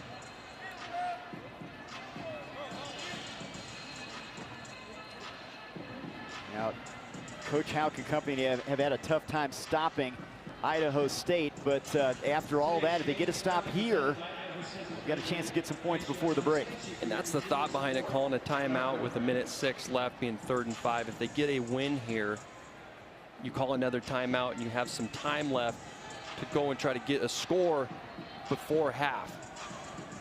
Now, this has been a situation where Montana has not done particularly well today against Idaho State. You saw in that last play, all 5 offensive linemen jump and cut, and they try to get the ball to the perimeter on a quick throw there. That's something that Idaho State has done well in moving the sticks today. And we talk so much about the blitz schemes the Grizz can throw at you. That's been pretty much nullified here in the first half. Yeah, no doubt. In the previous play, Idaho State number 62's helmet came off. By rule, there's an option for a 10-second runoff. Montana has elected to decline the runoff. They won't be charged a timeout, and the clock will start on the snap. That's Will Davis, the left tackle, and they want the time, obviously, if they can get a 3rd down stop right here. Yeah, no doubt about that. Those seconds are crucial. I mean, obviously a no-brainer in that situation. But bringing up with your point about the blitz, the reason that it's Timer. nullified. Please reset the game clock to 1:11. 1-1-1. The reason that it's nullified is because they've gotten rid of the ball so fast. It nullifies any type of effect that blitz can have for the defense. Now, Messiah Johnson, the backup left tackle's in there right now, the sophomore, and here comes the blitz. Tolbert right up the gut. Cook's throw is incomplete. He tried to go back shoulder to Nunnally, and it's 4th down. So Montana gets a stop here, and they should get decent field position. And again, they have 2 timeouts remaining with 1:08 to go. Yeah, I don't know about that call there by Coach Hawkins, throwing the ball and stopping the clock so fast and allowing Montana to get the ball back with decent field position in the timeouts that they have. You see on that play, though, the ball's coming out so darn quick, Trey. You have no opportunity to get there, and they haven't gotten shots on the quarterback, and that's one of the reasons why you see them #1 in the FCS in sacks allowed. First punt for Idaho State. Gabe Russo, the Auburn transfer, gets the kick away from the 10-yard line. It's a beauty. Backing up his deck at the 25. Trying to reverse field, and he's losing ground back inside the 10. Deck's in trouble. And down he goes at the 7-yard line. Excellent job by the Idaho State punt team, staying in their lanes, not allowing Drew Deck to capture the corner, and absolutely flipping the field. Take a look on the left side of your screen. The punt team stays in their lanes, runs vertically down the field, and does not collapse on Deck, corralling him inside the 10 for a massive win for the Idaho State special teams. Decker Hagler on the tackle. He's caught at the 23. Reverses field back to the 8. Now with 53 seconds to go. Does that change the thinking now for the Grizz offense? Looking to throw Ayat, setting up the screen. Rocker's got it. Rocker a big gain across the 15 and a 1st down. Now you get that 1st down to get out of harm's way near your goal line. Now you can maybe open up the offense a little bit. Yeah, no doubt about that. Something you got to think of on defense is drive starters, something that's a high completion percentage that's going to get the drive started. And Montana did just that, getting Stevie Rocker the ball. Fantastic job moving the chains by the Montana offense. Ayat now 10 of 20, 153 yards through the air, looking to throw it here. Blitz is coming. Ayat to the sideline. Is that a catch? That is. What a grab by Brooks Davis for a 1st down. The clock is running. Fantastic catch by Brooks Davis. What a throw by Kali'i Ayat. That was about a 45-yard pass from the opposite hash. Unbelievable. 12-yard pickup. First time out of the half. There's a 30-second timeout. And the Grizz now have the 1st down at the 30-yard line. Davis now with 3 catches. Ayat had a great start, completed his first 6. then had a hard time finding receivers, and they're hoping he can find his touch here on this drive and get him some points before halftime. Well, the foreign ground that Montana's in right now, Trey, is they're one-dimensional. Idaho State's made them one-dimensional, which they have not seen all season long. So this is putting a little bit more on Kali'i Ayat's back, and this is going to be part of his maturation process in becoming the elite quarterback that he is and that he could be. Gilman has been shut down, 7 yards on 8 carries, 28 rushing for Rocker, 25 for Wortham. First down from the 30. Trips to the left side. Ayat has some time, goes underneath, catch made by Davis. Davis leaning forward to be short of first down, tackled at the 37-yard line. And a timeout called by Montana again. Timeout, Montana. Their second timeout of the half. There's a 30-second timeout. Montana, see, is looking towards the middle of the field, but Idaho State's in a drop 8 situation, rushing 3, playing an almost prevent sideline type coverage, forcing everything back to the middle of the field. Please reset the game clock to 30 seconds, 3-0. Montana's playing for the target line of Ty Morrison right now, which is around the 35 to 40. So Idaho State on defense needs to defend the 30 to 35-yard line as if it were the goal line, because that's their target for points. Devin Rodriguez on that last tackle. It's second down and 3 at the 37-yard line. Just one timeout remaining for the Grizz.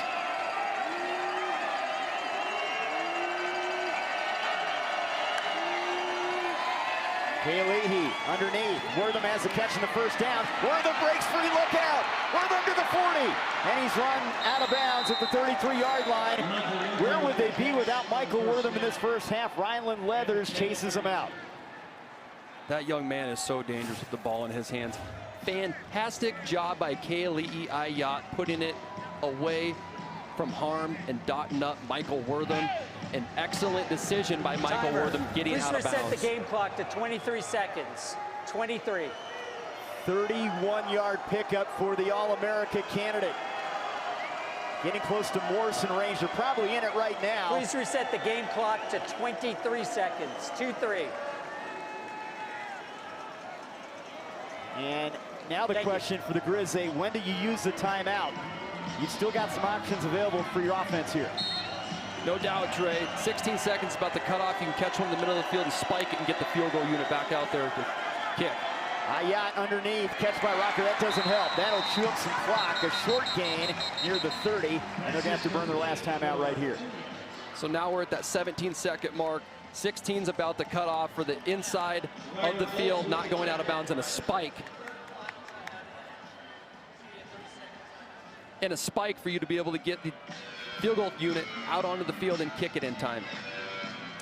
Morrison's long this season, 42, a big kick against North Dakota, as they ended up coming from behind and winning that game 24-23. He has been a great leader for this team, 4 of 4 on the season. Made his attempt today. You'd like to take maybe a shot here, see what you can get with 17. The problem is you don't want to run the clock out. Yeah, absolutely. Great point, Trey.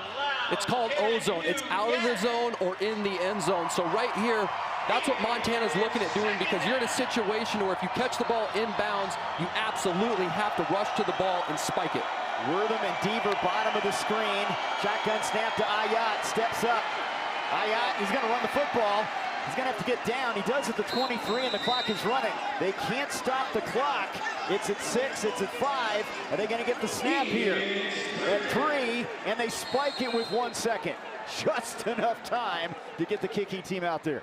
Fantastic job operating by the young field general, Kali'i Ayat, getting his kicker a little bit closer to a try.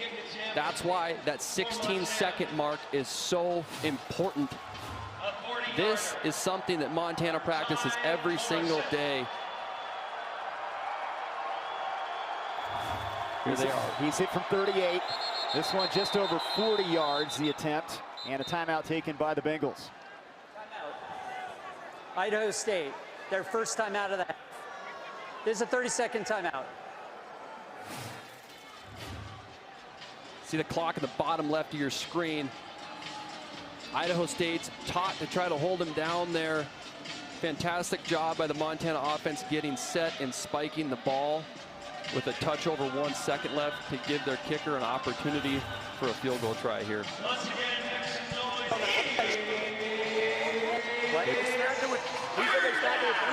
Good job by Ayat to get him into field goal range here. Bobby Houck trying to get a little bit closer before halftime. 40-yard attempt out of the hold of Brooks Davis.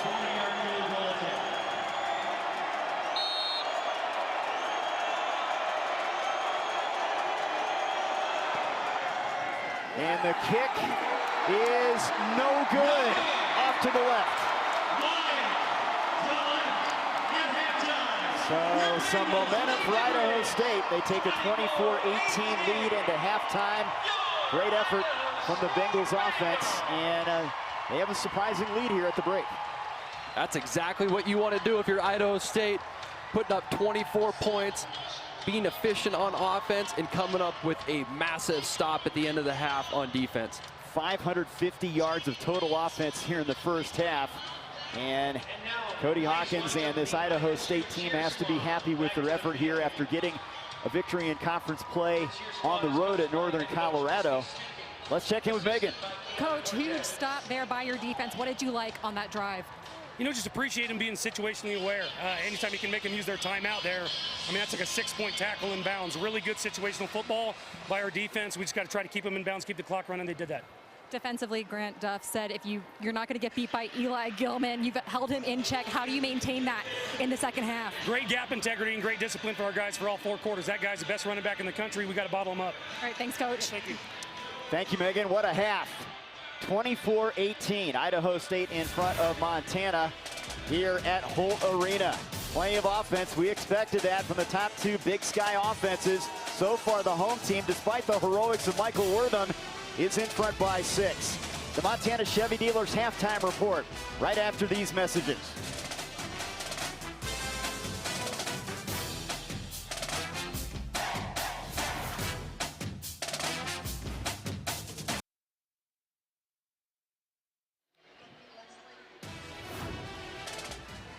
Welcome back to the Montana Chevy Dealers halftime report in Pocatello. Idaho State trying to spring the upset in front of number 4 Montana, 24-18. Plenty of offensive fireworks. We thought we might see this, but the recipe for an upset, the Bengals have proven they can get it done so far.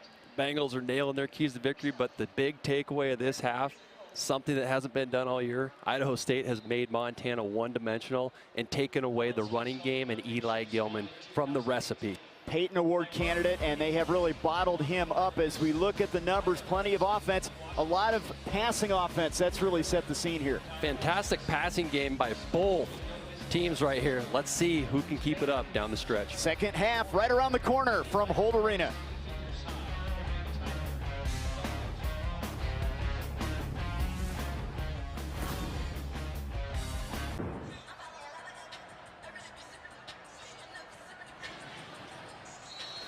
Cody Hawkins, his 3rd season at the helm, looking for a signature win as coach of this Idaho State program. Last year, 5 wins, most for the program since 2018. Starting to build some special things. He likes the vibe of the way this program is building despite a tough schedule. So far, so good, as his team leads by 6 as we open up this 3rd quarter. Morrison's kick through the end zone, and the Bengals will start on the touchback. Megan Robinson had a chance to catch up with Bobby Houck. Yeah, guys, I asked him what his message was at halftime, and he said we need to be better on 1st down offensively and 3rd down defensively. We need to get Idaho State to punt. I asked how they're going to get Gilman going. He only had 8 yards in that first half, and he said we need to slam it up in there. But really, it comes down to the 1st down on offense. And guys, something to note, Peyton Wing was the first Grizzly out here warming up. He's going to be back in this game after serving that first half suspension. Megan, that could be a boost, having the preseason All-American. There he is, number 32, starting the second half. Such a key piece to this defense, as Idaho State will go to the ground game here on 1st down, as a short gain for Brooks, a yard, and that's it. Diesel Wilkinson on the tackle. Wing not there in the first half. He's the guy that makes the play calls on that side of the ball. Right out of the gate, making an impact in the apex between the receiver and the tackle in coverage, and being able to come inside from the outside of the formation and force the runner for a 2-yard stop on that last play.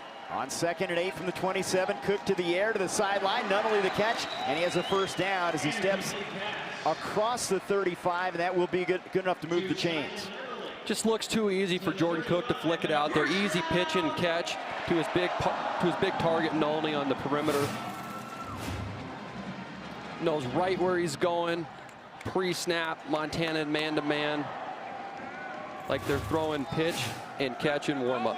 5 catches for Nunnally, 6 for Shulikov. As you look at Wing, the leader of that defense and that linebacker core. From the 35, they'll run it. Julio Pupo hit Brooks, who escapes that tackle. Wing finally gets to him and drops him at the 38-yard line. Wing, a guy that is a Buchanan watch list guy, always plays fast. He's a human eraser, and they missed him in that first half. On this here, Peyton Wing, Montana is going into a 4-3 look here. More of a gap integrity type of defense to shore up these type of plays. Fantastic job by Wing getting there. Pupu needs to get him down right at the end to force a little bit longer of a play. 3-yard pickup for Brooks. 2nd and 7 now. Initial drive, 3rd quarter for Idaho State. Cook to the air, slant pattern, and it's incomplete. And here comes a late flag. Shulikov defended by Waller, and a flag came in late from the back judge. That's the second 15-yarder in a man-to-man situation on Shulikov. Tough break for Montana. Pass interference, defense number 8. The ball will be placed at the spot of the foul. Automatic first down.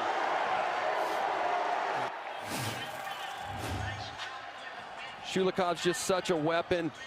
You can't give him space, and when you play him physical like that, it's hard to not get a penalty. Good job by Jordan Cook throwing it to his man outside and drawing the foul. Fresh set of downs at the 45-yard line now. They'll go with a single back and 4 receivers.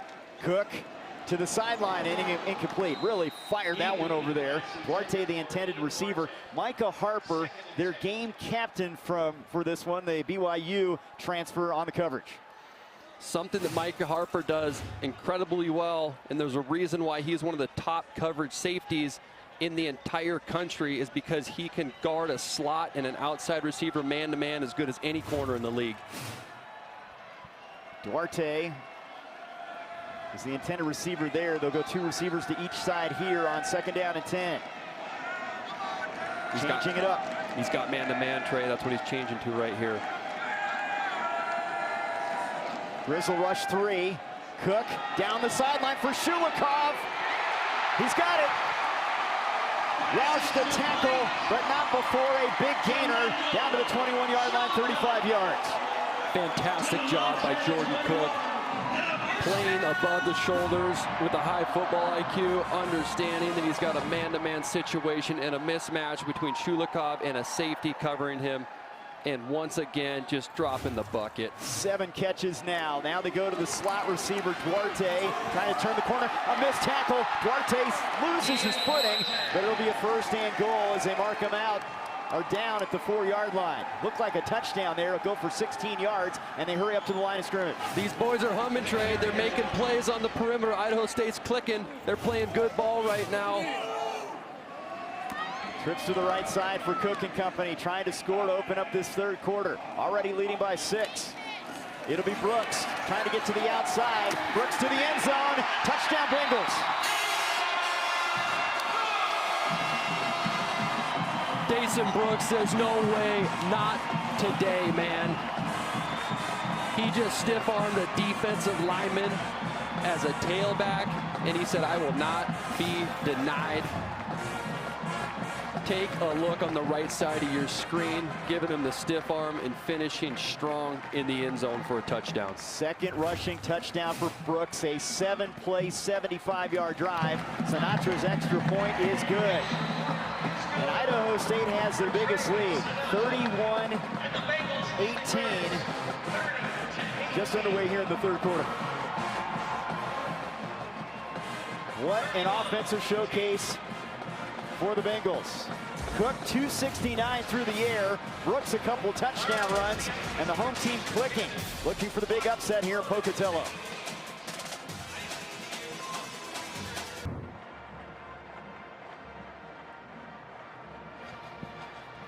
Bengals score first in the second half, now up 31-18, looking for the upset. We have a new system for our Marsh McLennan Agency fan zone this season. Scan the barcode on the bottom left of the screen. Follow the instructions. Send in your pick. Sponsored by Marsh McLennan Agency. We'll share some of our favorites later in the game. 15-game winning streak on the line in this series for Montana. And Idaho State has the momentum right now as Mason Lindbergh has it teed up at the 35-yard line. Wortham will have a chance from the 5. Up the middle. Wortham across the 30 to the 34. He's had a great game in all facets, offense and in special teams, and sets up Montana with good field position at the 35. Bobby said he wanted to run the ball. Let's see if Montana can establish things between the tackles. If Montana wants to get back in this game and take control of this game, you can do that with the running game and Eli Gilman. But if they don't do that, they're in trouble here, Trey, because now they got a deficit. Yards per game, Eli's over 135 a game today. Not a whole lot, 8 yards. Number 1 in the FCS in rushing. He gets the carry and he's swallowed up. Colin Lewis, the 317-pound nose guard who we've mentioned a lot tonight, jumps all over him. Those 3 defensive linemen, well, really 5 for that matter, with them rolling in and out of there. But Lewis at the point of attack will not be denied all day long. Swimming over the offensive guard for Montana and making a play in the backfield for That's a our loss. opportunity bank replay right there. 2nd down and 13 now from the 32.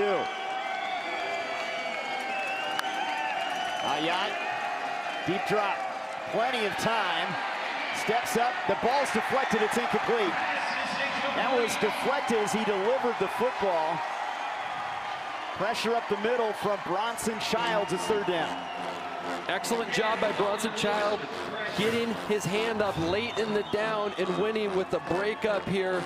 Kaylee Ayat had a receiver over the middle of the field, and now they're in a 3rd and long, tough situation for the Montana offense.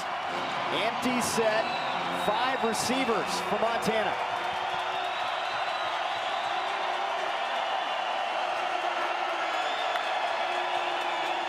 Pressure coming. Ayat steps up, delivers the long ball. He's got a man. It's caught by Wortham. 20. And he's down to the Idaho State 12. A big-time play. Trey Shorty on the tackle. Baller to baller. Kaylee Ayat sloughing off the defender, throwing the ball down the field, eyes down the field the whole time, and delivering a strike to Michael Wortham, who has been Mr. Reliable today for the Montana offense. Tyrama 1st down, and that was Nathan Reynolds that put the pressure on the quarterback, but Ayat delivered.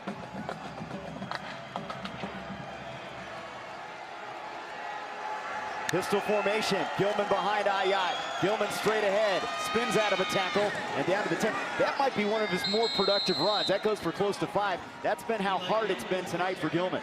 No doubt, Evan Schaefer leading the charge there for Eli Gilman up the hole. That's probably, like you said, the best run he's had all day. Goes for 6 officially, so 2nd and 4 now. Just underway 3rd quarter. Bengals score on their first drive. They're in the AVA red zone now. Montana rolling right. Ayat throws to Gilman. Catch at the 5. Hit, leaning forward, and he's inside the 2. They'll be good enough for a 1st down. Noah Kaleke on the tackle.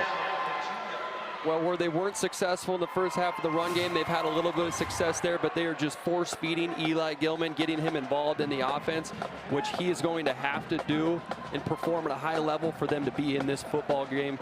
Great job by him with the physical finish at the end of the run and getting positive yards for Montana. Red zone coming in, number 1 in the big sky. Trying to convert here from the 2. Gilman is hit, and Lewis gobbles him up again. How about Colin Lewis? Unbelievable. A guy that we mentioned before in the Marines, went to Snow College, walked on. They saw his potential, comes over to Idaho State and delivers. That man is eating today, big time, up the middle, causing problems for Montana. On 2nd down, Ayat to the air. He's got his man. It's Gilman. Touchdown, Montana. And the answer, the Bengals drive. Force-feeding Gilman the ball, getting one of their playmakers involved in the offense was a point of emphasis for them in the locker room, and you can see it has paid off for them with the score here on this drive. Boy, how about that long 3rd down conversion, and they cap it off right here. Great job by Kaylee Iayat putting a little bit of touch on that pass, something he didn't do in the first half. And now Montana's back in the ball game with a commanding drive that got jump-started with that long throw. You like offense? You're getting it tonight. Top two offenses in the Big Sky. Iayat with the answer after the Bengals score. Gilman finds the end zone.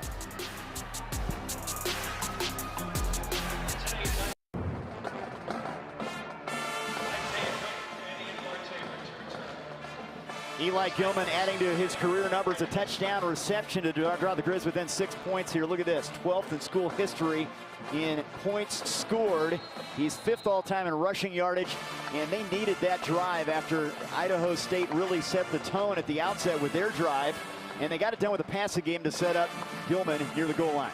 Yeah, that conversion that Kaylee Iayat had by just stepping up and making a big-time throw allowed Montana to have a little bit of success in the running game.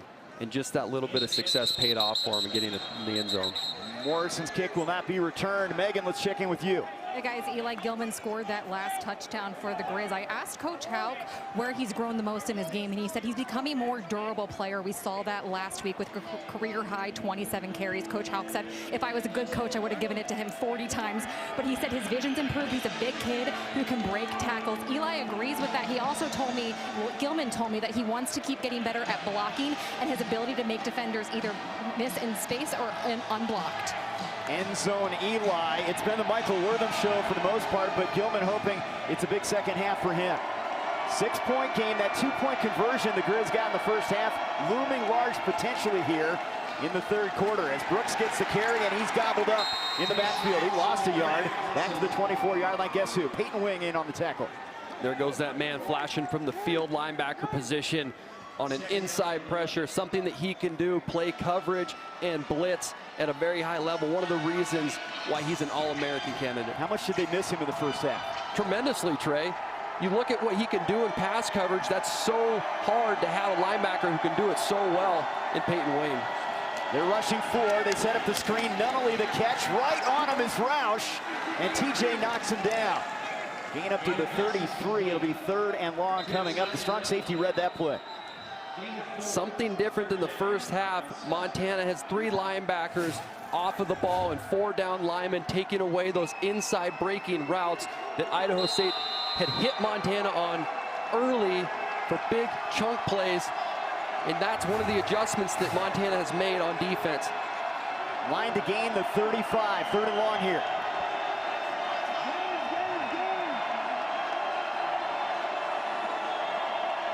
They're blitzing the linebackers. Wing and Tolbert. Tolbert trying to chase down Cook. He throws on the run downfield for Shulikov, and it's broken up. That's a big-time play by Kenzel Waller. Kenzel Waller stepping up to the challenge, making one of the biggest plays in the game on a massive 3rd down for the Montana defense, something that they have not been successful in doing in this game.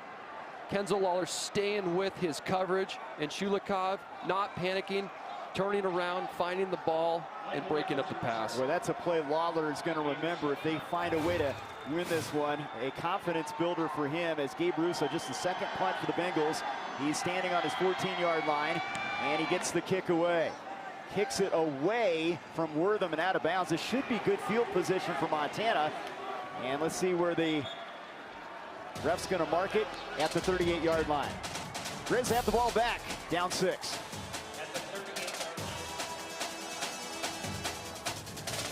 Tonight's game is sponsored by the University of Montana. Build your skills the Montana way. Town Pump. Pump it up. Stockman Bank.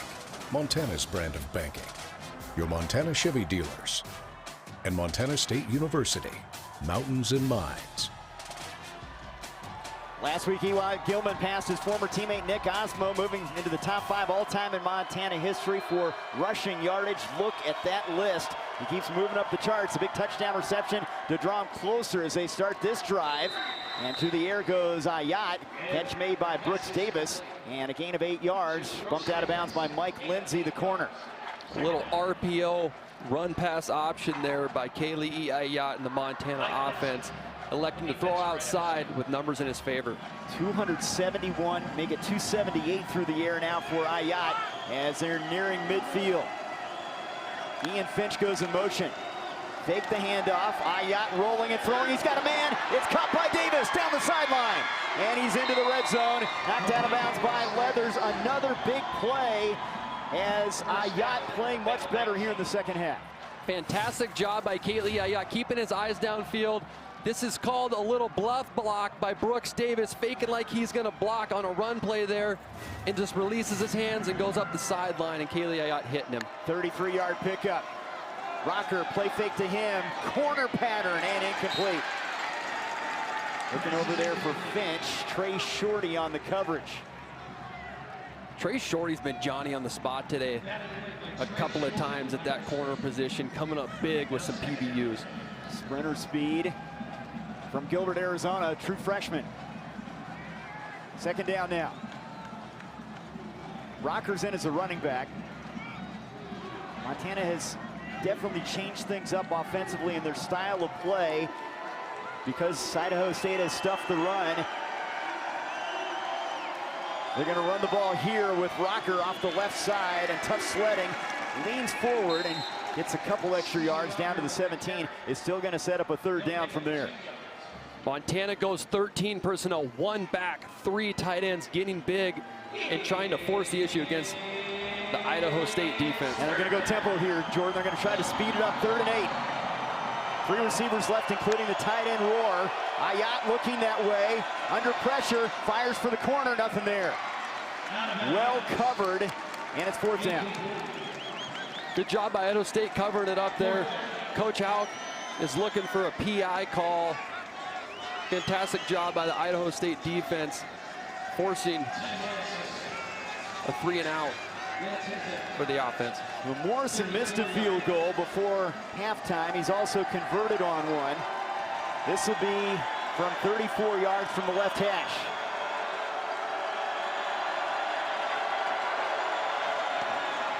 And the kick is through there. So Ty Morrison, the senior, draws Bobby Hauk's team within 3 after a 34-yard field goal. An effective drive. Again, the passing of Ayat. He now has 314 through the air.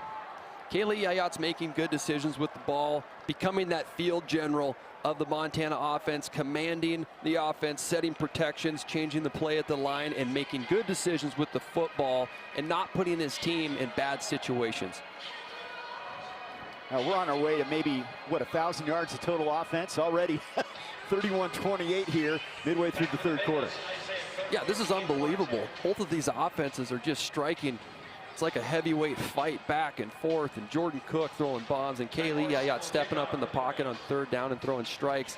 It's a fun one to watch if you're an offensive guy, but boy, if you're a D coordinator, oof. Well, I think it's safe to say that there's a good vibe here in Pocatello with this program. They're a fun style to play. He recruits to it. He doesn't recruit tight ends. He recruits playmakers, and they've got the quarterbacks that can sling it. He told us that I want receivers who understand football, who are football nerds, and boy, they are. They understand ball, and they put themselves in great positions. The Montana offense has a very high-powered, high-octane offense, and both of them are on display at a high level. Ooh. Well, now it's time for a message from Whitefish Credit Union. Montana's largest credit union offers Montanans the best way to save. Whitefish Credit Union certificates are available now.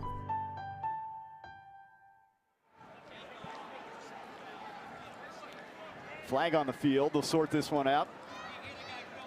I got it.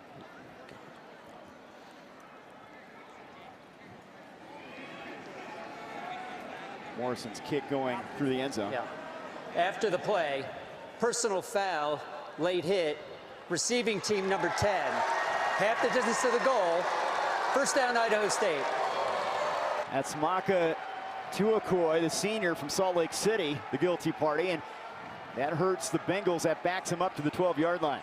You cannot have that. That was just such a terrible decision. The kick was clearly through the end zone, and he takes a cheap shot on one of the cover guys, putting his offense in a less than ideal situation when they really had momentum. Cook has had a monster game, 273 through the air and a touchdown on the 12. Going to work. Rolling right, pressure on the backside, throws off his back foot downfield, and it is incomplete. No flags intended for Damian Morgan near midfield. How about that Cook arm? We marvel every time he unleashes it. This kid has a big league arm. Man, just can let it go. On the route here, Idaho State wants a PI. Diesel Wilkinson in coverage, fighting downfield. Maybe got a hand on there. They're letting him play a little bit. But man, can Jordan Cook let that ball go. Fans don't like it here at Holt Arena, 2nd and 10. Wings coming on the blitz. Pressured, throws downfield and incomplete. Double coverage over there. Nunley, the intended receiver. Roush was right with him. It's a 3rd down now long. Something a little bit different with this Montana defense this half.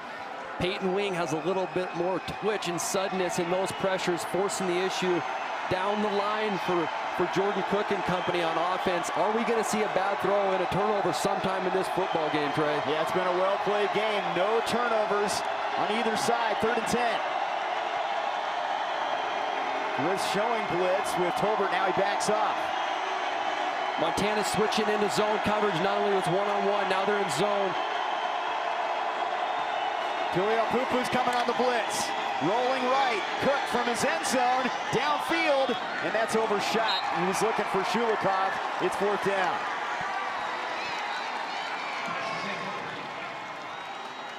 Montana expects now to get excellent field position. Their defense has responded after that initial drive.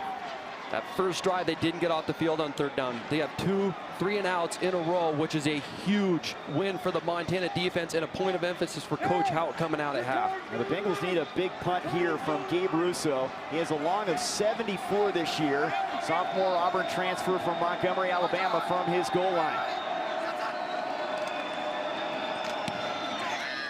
Hangs it up there. That's a beauty. Fair catch called for and made at the 40-yard line by Michael Wortham. So a short field, but a good punt from Russo. And the Grizz have the football, trailing now by 3. Yeah, fantastic field position here for the Montana offense.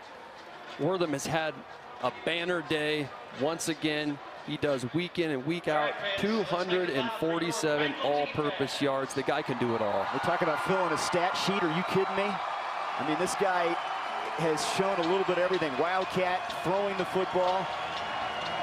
And he's been a key reason they're right in this one, despite their struggles defensively from the 40-yard line.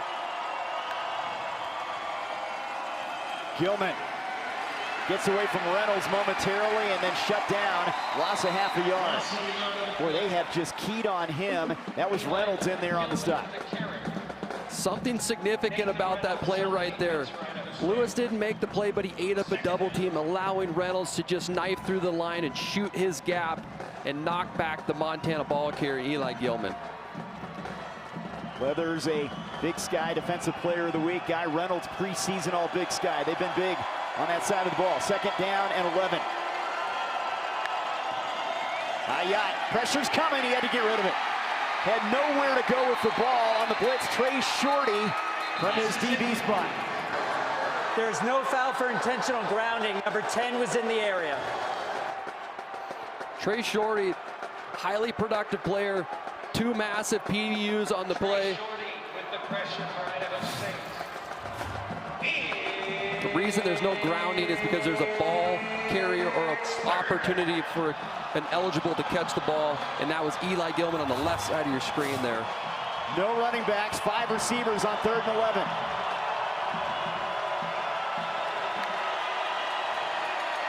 Quarterback draw, Ayat, and it's not going to get him the 1st down. Up to the 47-yard line. Nathan Reynolds again on the stop. Now it's 4th and 3. You don't gamble from here, do you? Down 3? I don't think so. No. Coach Houck's going to elect to bring the punt team out. Good decision, I think.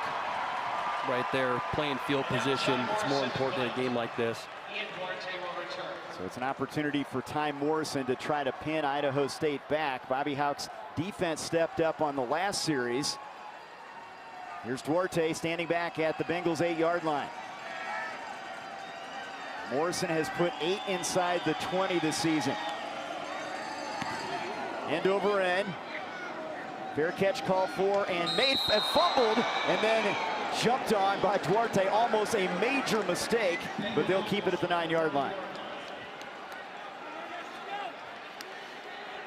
Well, we talked about the ability of Cook at quarterback for Idaho State, the big arm. The numbers have been unbelievable. He's done everything and more as advertised, Trey. The kid can make every single throw. Something different about this game than games past is he's made good decisions with the football. He's thrown it away when it's not there, but when he has an opportunity to score and make a completion, he's been Johnny on the spot, down in and down out. 273 through the air. Again, he threw for 380 at UNLV. Coming back from a knee injury. Impressive numbers here. His team in front, but they'll start this series from the 9-yard line. Cook from his goal line to the sideline. Receiver wasn't looking for it. He wasn't on the same page as Shulikov. It's second down. So that's probably a little bit of the issue here with some of these receivers in this offense, is if you have a little bit of a miscommunication in that sight adjustment. Cook read go. Shulikov was supposed to run a comeback. 2nd and 10 now for Montana. Shulikov, by the way, 7 catches, 110 yards as their go-to guy at receiver. Pressure coming up the middle. Cook delivers a low throw. The catch is made, though. It's hauled in by Damian Morgan. Tolbert on the tackle, short of the first down. It'll set up a 3rd and 4 from the 15. Pretty quiet day today, but for Damian Morgan, he's a threat. Look for him to be more involved in this slot passing game. And they're going to go hurry up here, trying to get Montana to jump off sides. Now they'll back off.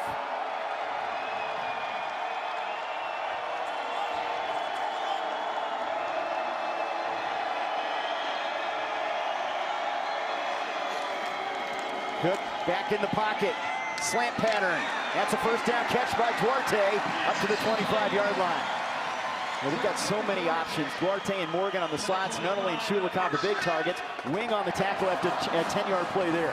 What a great contested catch right there by Duarte in traffic, getting popped, making positive yardage for the Idaho State offense. Coming in, they've only allowed 1 sack this season, and Montana has not been able to get the quarterback and get a sack so far. Cook rolling right. Throws deep downfield, up for grabs, and it is picked off. What a play by Deontay Gentry for Montana, and they get the ball back. There's the freshman coming in place for Keon Loud, stepping up when they needed him most, and that's something that Jordan Cook has not done all day. Fantastic job by Gentry. You told me we may see this guy. They obviously like his upside. That's a big play for a first-year guy. You got to trust a kid who's a freshman to be in there and be in coverage in a situation like this. And man, in traffic against a really good receiver, coming down with the ball for his team when they needed him most. Unbelievable job. First turnover of the game as Cook tried to throw it up for grabs. He's been successful going downfield with it, not that time. Now the Wildcat, Wortham, escapes a tackler in the backfield, and Wortham gets back to the line of scrimmage, and that's about it. That was Bronson Childs who upset things in the backfield, and Wortham tried to turn it into a positive play to no avail. Montana's trying to keep that Idaho State defense honest, running the ball, whether it's with Kaylee Ayat, Eli Gilman, or Michael Wortham, and they have every answer for him in that running game. 23 carries, only 76 yards for Montana right now, late in the 3rd quarter. Pressure up the gut. Ayat's in some trouble, and he's sacked back at the 27. Bronson Childs again. He's a run stopper. He got to the quarterback, and he got some help up front that time as they sent some pressure up the gut. It's now 3rd and long. That D-line's moving all over the place, stunting into different gaps from their previous alignment, creating issues, and just running a lot of different line games. You just see the straight rush by Lewis, and they're winning their one-on-ones just like coach needed. 3rd and 15.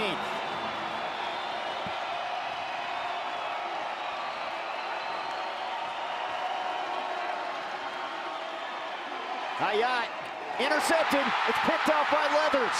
Rylan Leathers, their safety. And a turnover now on each side. Both offenses have been perfect all day long. Pick.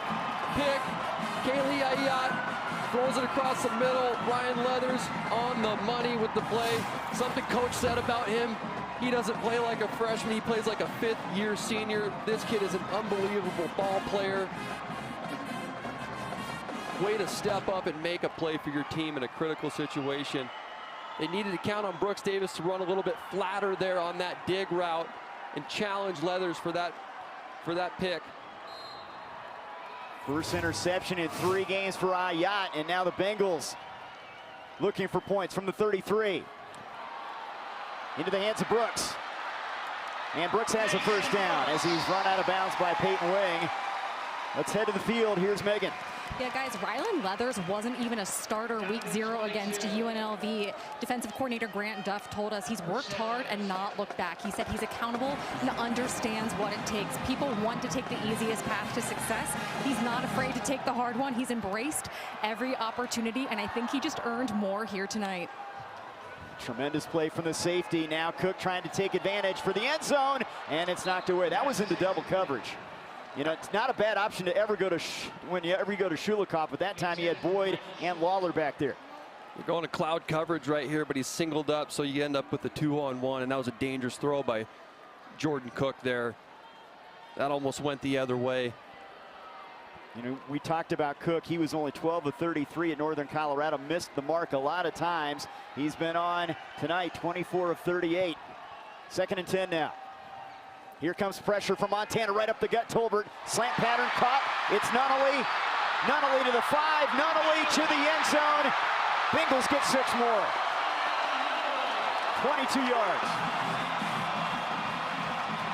Jordan, unbelievable job of identifying once again pressure in a man-to-man situation and throwing it right behind to his man Nunnally for a touchdown.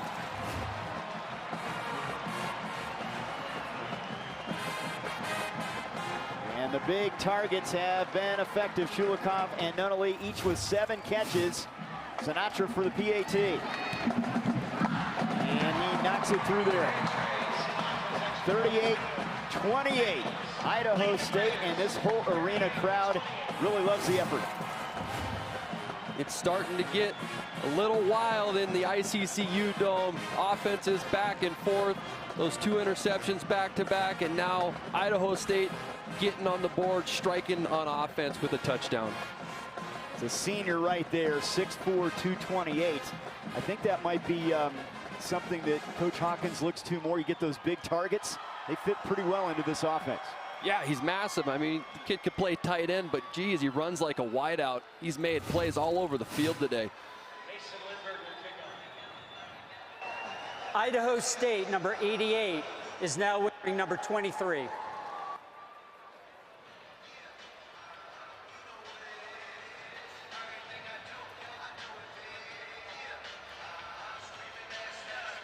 .52 seconds to go. Idaho State coming in, averaging 38.6 points per game, 3rd in the Big Sky. Correction, number 23 for Idaho State is number 88. Lindbergh's been busy as a kickoff specialist. He'll get another opportunity here. And it's a short kick this time as they try to kick it away from Wortham. Fielded by one of the upbacks, and that's a carry up to the 40-yard line.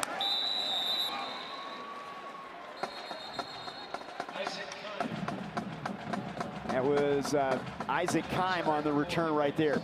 Cody Hawkins, we've talked about his coaching and the job he's done here. How about as quarterback at Colorado? 07 to 2010, over 7,000 yards, 63 passing touchdowns. He set the Buffs record for most pass attempts in a season. 2-time Idaho High School Player of the Year. He could throw the long bomb. He can sling it. You can see why he wants to get these guys the ball on the perimeter. Pass first offense, loves to air it out. And his dad, Dan, Director of Player and Staff Development at Idaho State. Ayat to the air, downfield, a lot of pushing and shoving, and no penalty flags. He was looking for Brooks Davis. It's 2nd and 10. Here's Cody's numbers at Colorado and bringing that style of play into Pocatello. Loves to dish the rock out. 63 touchdowns when he was at the helm. Looks very similar here with this Idaho State offense and Jordan Cook. 322 passing for Cook. Ayat has 314 through the air for Montana. Play action. Open, Davis, what a catch. He tight ropes the sideline and hauls it in at the Bengals 45-yard line. Unbelievable body awareness by Brooks Davis, going up and high pointing the ball and getting his feet down inbounds for positive yardage for the Grizzlies here. Take a look at his feet on the screen. A double tap. You only need one in college, but he got two. 329 passing now for Ayat. On the Bengals side of the field, waning moments, 3rd quarter. Gilman, handoff, straight ahead. Gilman up the gut, across the 40. Gilman inside the 35. He's to the 20. And finally run out of bounds at the 12-yard line. That might be the play that sparks Eli Gilman. He finally breaks one. It's only a matter of time, I guess, Trey, before he gets loose, and boy, did he on the perimeter. That was a statement run that says, I will not be denied, feed me more. 25-yard run, and the Grizz back in the AVA red zone. 38-28. That's the end of the 3rd quarter. 4th quarter coming up, a wild one from Pocatello between the Grizz and the Bengals.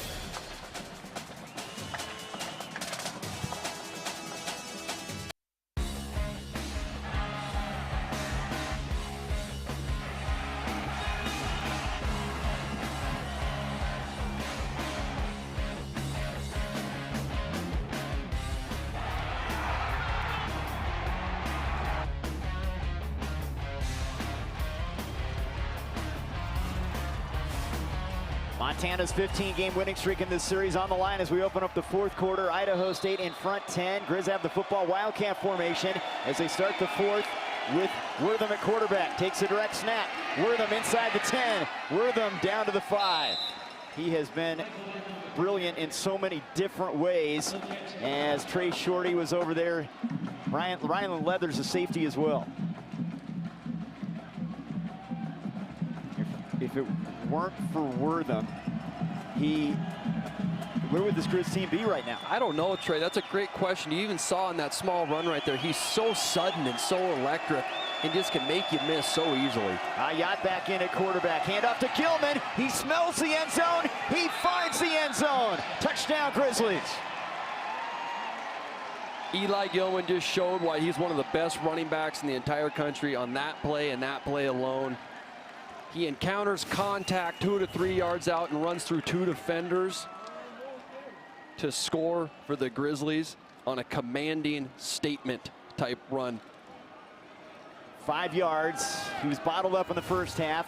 Touchdown catch, touchdown run here in the second half. And now the extra point from Morrison. 38-35, still 14:22 to go in this one. And this is the type of entertainment, if you're a college football fan, you want to see week in, week out. I know you're a defensive guy, but it's been a fun game to call.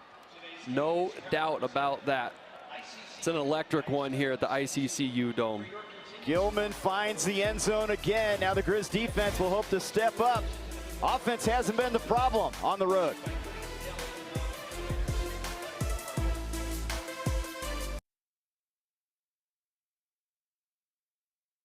Tonight's game is sponsored by the University of Montana. Build your skills the Montana way. Town Pump. Pump it up. Stockman Bank. Montana's brand of banking. Your Montana Chevy dealers. And Montana State University. Mountains and Mines. That's the throwing Idahoans. Dave Craigthorpe, 1981 national champions. They knocked off Eastern Kentucky to win it. Part of the tradition here at Idaho State. And Coach Hawkins, he has developed this pass-happy program kind of on the heels of Craigthorpe and that tradition. Cook and company have done a great job. This has been a fun game to call. 14:22 to go. 38-35, Idaho State. Thanks for sending in your pictures to the Marsh McLennan Agency Fan Zone. Here are a few of our favorites from today. Keep them coming, the little ones getting involved there. Yeah, I love it. Get the little guys involved in the game day experience for the Grizz. Having a great time wherever you're at. A little bit of nervousness from the fans on both sides here. This is a game that could come right down to the wire. A big one in the Big Sky. Yeah, no doubt about that. Everybody's sitting up a little straight here in these seats, standing a little bit more than usual at the beginning of this football game. Shaping up to be a good one here at the end. Great picks there. 842 yards of total offense between these two. From the 25, Cook goes to work. Near sideline, and he overshoots his intended receiver. That was Damian Morgan, who doesn't have the height. He's only 5'10". Wilkinson on the coverage.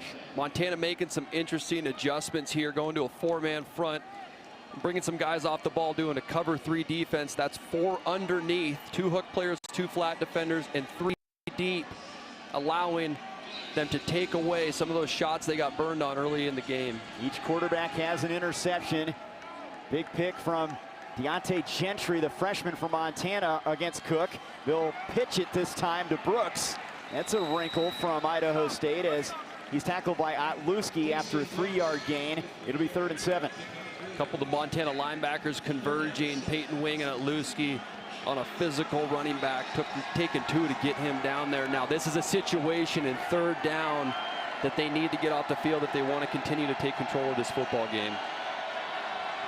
Montana with Wing and Otluski up on the line. Will they send a linebacker on a blitz here? They're going to send 2, 3 now. Cook slant, got his man, 1st down. Grab across the 40-yard line to move the sticks. Wilkinson on the tackle as Nunnally comes up with a big grab, 12-yard pickup. Montana elects to bring 6 on that. Receivers understanding that it's 0 coverage. That means that they have a man-to-man opportunity and no one in the center of the field running in-breaking routes. No risk of it being picked off. Fantastic job by Jordan Cook and Nunnally moving the sticks. His 26th completion, 1st down at the 40. 3 receivers left this time. Cook changing it up. Understanding he's got zone and 2 high, moving his back over for more protection. Pressure coming. Cook sidearms it, catch made, yards after catch big for Duarte. He moves it to the Grizzlies side of the field. Julian Pupu, the tackle, 20-yard pickup. Trey, I'm impressed with Jordan Cook and his calmness at the helm right now, understanding where Montana's pressures are coming from, moving Brooks to the left side of the formation to pick up the blitz, and throwing what's called a tube route or a shallow underneath opposite the pressure in a man-to-man situation for Idaho State. And he delivers it at different angles like Ayat does. They're both so effective throwing the football. Trips left side this time. They're going to run it right up the gut. It's Brooks. Brooks close to a 1st down. Gang tackled at the 33. TJ Roush got to him first. Looks like a 9-yard pickup, 2nd and 1 coming up. Both teams getting their running game fired up late here in the game when they both have not had success early on. Great job by Brooks having vision in the offensive line, creating some holes and creating a 2nd and 1 situation, a bonus down here for the Idaho State offense. Brooks has a couple rushing touchdowns. It's been the aerial attack, though, of the Bengals in this one. It'll be Brooks, swallowed up, big play by Jake Mason, the sophomore defensive end, and instead of a 1st down, it'll be 3rd down and short coming up from the 35. They'll mark it at the 34, actually, 3rd and 2. Massive play by Mason, shooting behind the offensive line. Quick snap option game, and I don't know, diving for the line to gain was Cook, and I think he came up short, Jordan. They're going to mark this shy of the 33. It's 4th down. Yeah, Trey, you're absolutely right. They mark him down there. He tripped over his feet on a little speed option look, and he decided to keep the ball. Critical play here for the Montana defense on 4th down. 4th and 1.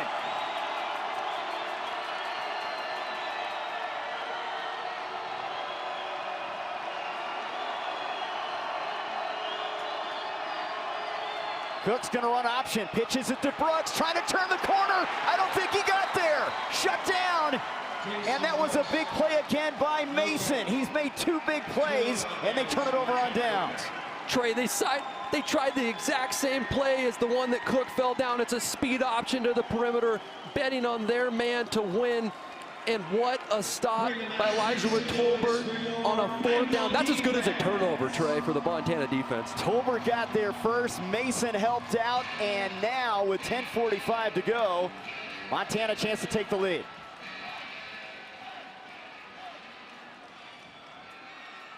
Bobby Houck's defense playing better in the second half. They still trail, though. 10:45 to go from Pocatello.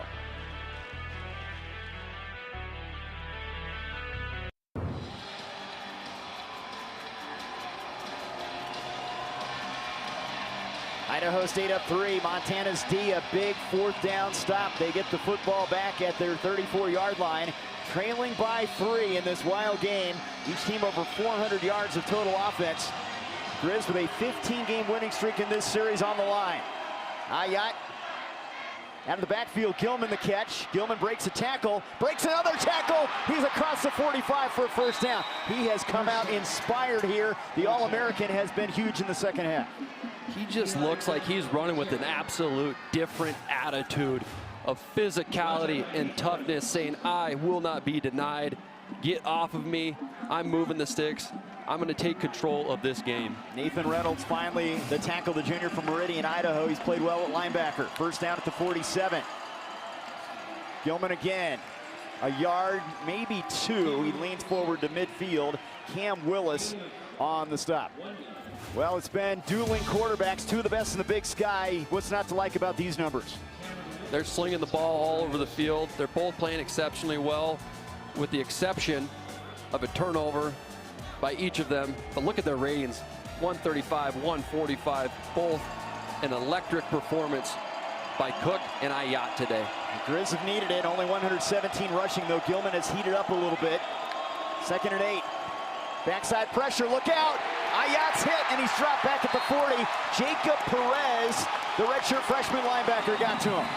Perez beat Eli Gilman on a 1-to-1 matchup in pass rush, coming off the edge. Eli tried to get a piece of him. Fantastic job by Perez winning late in the down. But what made that happen was on the perimeter. The defensive backs for Idaho State made Kali'i pull off of his first read when it would have been gone. Great team defense by Idaho State. And now 3rd and long situation. From nearby Idaho Falls, big play for Perez, loss of 7 there.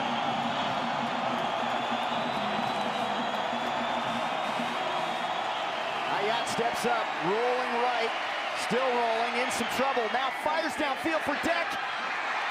Can't come up with it. Broken up at the last second. Almost pulled it off. Weathers was there defensively. Man, if you're a football fan, this is about as interesting as it gets. What a win by the Idaho State defense on the play where Drew Deck just about hauls it in. Unbelievable job. Weathers and Kaleke were both there. And Kaleke, I think, got his hand on it at the very end of that play as Morrison gets the punt away. Duarte will let it hit. It bounces at the 10. DeGrace trying to get back there. And they down it at the 1-yard line. A big special teams play for Montana. I think they're going to call him for a touchback because he didn't establish himself inbounds. There's a flag near midfield. During the kick, holding, return team number 81. Half the distance to the goal. 1st down, Idaho State. Well, you can't back them up much further. No doubt. So the referees determined that the Montana special teams did have control of the ball enough. Inbounds here, got 2 feet in. So the rule is if the momentum, your momentum carries you over the line, it's a touchback. But he established himself just enough. And now half the distance to the goal penalty. Yep. This is a field position battle right here, Trey. Yeah, that was Ian Finch that tightrope that goal line. 8:36 to go. And it couldn't get more interesting here in this Big Sky matchup. So what you got to think here for defense is you get direct runs, shots, and hard counts. That's what they like to do on offense. Sudbury's the running back. Pressure coming. Otluski on the blitz. Cook from his end zone. And it is low and incomplete. He was looking for Nunnally on the far sideline. Ford on the coverage. If you think about it, a hard count and you jump off sides on offense, you can't go back much further, Trey. Right. But as defense, that's 5 yards. That's a big penalty. So again, look for it. Direct run, hard count, and shots down the field. Mataafa is up there as a defensive end right now as they shuttle people in and out. Otluski in the middle, showing blitz. They back off on it. Now Cook underneath. The pass is caught. That gives him some breathing room. Hauled in by Morgan. Harper on the tackle, and a big third down coming up. What a job by Jordan Cook operating deep in his own territory and getting them some room to work with here on this 3rd and short. 7-yard pickup. 3rd, they're going to say officially 4 yards. They need to get to the 11 to keep the drive going. 2 receivers to each side. Montana rushing 5. Cook, slant, caught. That's a first down grab. That was Morgan again. Harper on the tackle. Damian Morgan's been huge from his slot position. Yeah, what a great job. This is called a follow route. You get a slant and a follow right behind it, forcing both of the defenders to stack up on each other. And Morgan, Johnny on the spot with the catch in the middle of the field. Once again, been a soft spot for Montana all game long. 4 catches, 47 yards for the junior from Modesto, California. First down now at the 13 as we near the 7-minute mark in this one. Handoff, Brooks. Hit and dropped by Otluski. Looked like for a moment he had some real estate, and Otluski shut it down. Great job. The strong tackle by Caleb Otluski, tackling a 230-pound back one-on-one in space. Hey, Trey, if he doesn't make that tackle, he's off to the races. There's nobody else there in a man-to-man situation like Montana was just in. Yeah, it was a good cut against the grain, but number 45 would have nothing of it. 2nd and 8 now. Under 7 minutes to go. Otluski coming on the blitz. Cook steps away from pressure. Cook's going to run it, and he goes down. Braden Bailey, the nose tackle, was in the area. A short gain, and here's another 3rd and long upcoming. Point of emphasis, Montana's done well this half. Not good in the first half. On 3rd downs, can they win? That's the question. That's going to be the deciding factor, or one of them, in this game. Can Montana get off the field late in this 4th quarter? ISU is 7 of 12 on 3rd downs tonight. Duarte in motion. Cook backing up, throws, it's caught, but short of the first down. It was hauled in with Roush on the tackle on Morgan, and now it's 4th down, and they're not going to gamble here with the lead from their own 22-yard line. What a strong play by TJ Roush when the Grizz defense needed it most, on the man that he's been going to down in and down out. And Morgan, these two teams are just duking it out back and forth. What a win for the Grizz defense. Roush has made some big tackles here in this game, and that might be the biggest of all of them.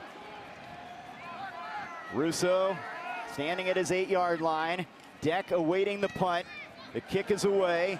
Deck under it at the 36, a chance at a return. Deck cuts up across the 40, and a good return up to the 48-yard line. Short field for the Grizz, 5:17 to go in this battle in Pocatello. A great one at Holt Arena.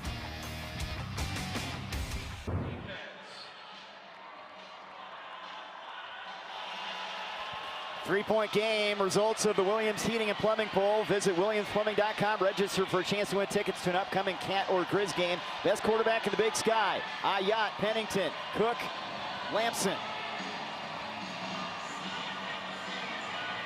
4 good ones, no results so far. 4 quarterbacks that have really put their stamp, and you'll have to get the post-game update on that.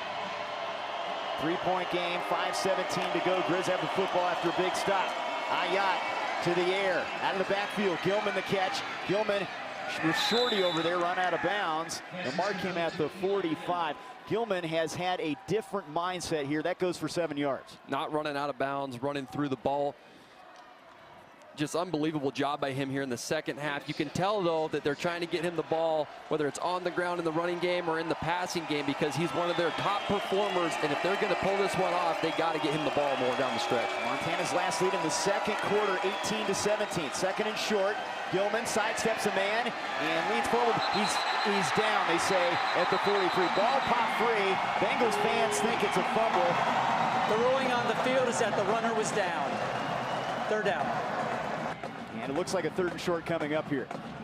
You can tell what Montana's trying to do in getting Eli the ball on the ground and chew this clock up. The ground cannot cause a fumble, and his back was down. No fumble. 3rd and 1 at the 43. Double tight ends to the right. Gilman straight ahead. He's got the first down. Jumped up into the air and got the yard he needs inside the 42-yard line. Irwin on the tackle. Again, you can tell what Montana's trying to do right here. They're getting big in personnel groups, multiple tight ends in the game, and trying to run and take control of this game with the time of possession. Each team has all 3 timeouts remaining. Under 4 minutes to go, though, from the 42-yard line. Gilman, it's a reverse into the hands of Wortham. He's going to throw it. Ayat's open. He's got it at the 20. Ayat to the 10, and it's 1st and goal. The gadgetry again. Wortham involved in it, and they're on the doorstep now with 3:27 to go. Unbelievable. The electric sensation. All-American candidate. Mr. Do Everything. Now he's lined up at quarterback. He throws it to the quarterback, Trey and Kaylee Ayat. Unbelievable. Now Wildcat, Wortham on the carry. Wortham to the 5. Wortham to the end zone. Touchdown, Grizz. They're back in front. This man has got some serious juice. The electric sensation, Michael Wortham. The move that he just made on the defender to score was unbelievable. Take a look at his footwork right here and shake. Dude, here, no, I'm not. Touchdown, Montana. 2 touchdown runs, a touchdown pass, the extra point for Morrison, a big one, and it's through there, and it's 42-38. If he's not the player of the year in FCS, he's the most exciting player of the year with what he brings to the table. What can he do? He's 2 for 2 today throwing the ball. He has a whole mess of yards on the ground, through the air, catching it, receiving, returning it. Unbelievable performance by Michael Wortham. Take a look at his throw right here. Losing yardage to give himself time and putting it on the money over the Idaho State defender to Kaylee Ayat for a huge play for the Montana offense. And look at his footwork right there.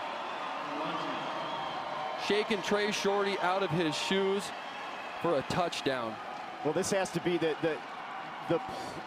game of the year for an individual in the FCS right now. What else can you ask from Michael Wortham? No doubt. I played a lot of football and watched a lot of football. I don't know if I've ever seen a performance by an individual like this, and if there has been, it's few and far between. This kid is electric. 3:06 to go, but the Bengals still have a lot to say in this one, the way their offense has moved it, as Morrison's kick will go through the end zone. Touchback, 3:06 to go, and all 3 timeouts remaining. So 41 rushing and 2 touchdowns, 124 receiving, and he's thrown a touchdown pass, and then his kick returning ability as well. 49 passing and the touchdown pass, and then how about that trickeration there, setting that up? Peas in that offense. Speechless. That's just all there is to it. Speechless. Is there a word to define this kid and what he can or cannot do? I don't think that there is. He's been all over the field today and just been money. Everything that they've asked of him. Jordan Cook, he's been money as well. 368 passing and 2 touchdowns. Plenty of time for the Bengals as they start at the 25. Cook setting up. Downfield with it. Nunnally's got it. A first down catch to the Montana 42. TJ Roush on the tackle. Another big play from the Bengals. Zion Nunnally says, We are not done. Jordan Cook dotting him up across the middle of the field. It says we got something to say about that, Michael Wortham. We're here to play some ball today. 33 yards as we near 2.5 minutes to go in this one. Cook, pressure coming from Tolbert. Cook, that was deflected and incomplete. And Mason got in there, number 57. He's played a great game from his end position. It's 2nd and 10. Mason's caused a lot of problems on the defensive line here for the ISU offensive line. Hands up, deflect the ball. They had something there on the perimeter, but that's why you play the down all the way through and fight to the end of the whistle and win late like that with a pass breakup. Great job by Mason. Again, each team still has 3 timeouts remaining.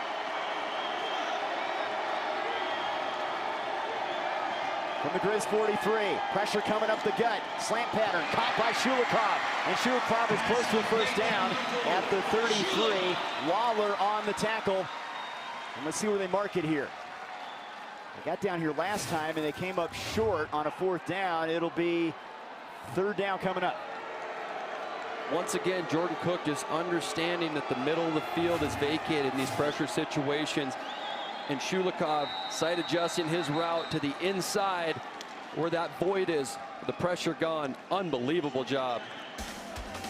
2 minutes to go. Montana up 4. Bengals knocking on the door.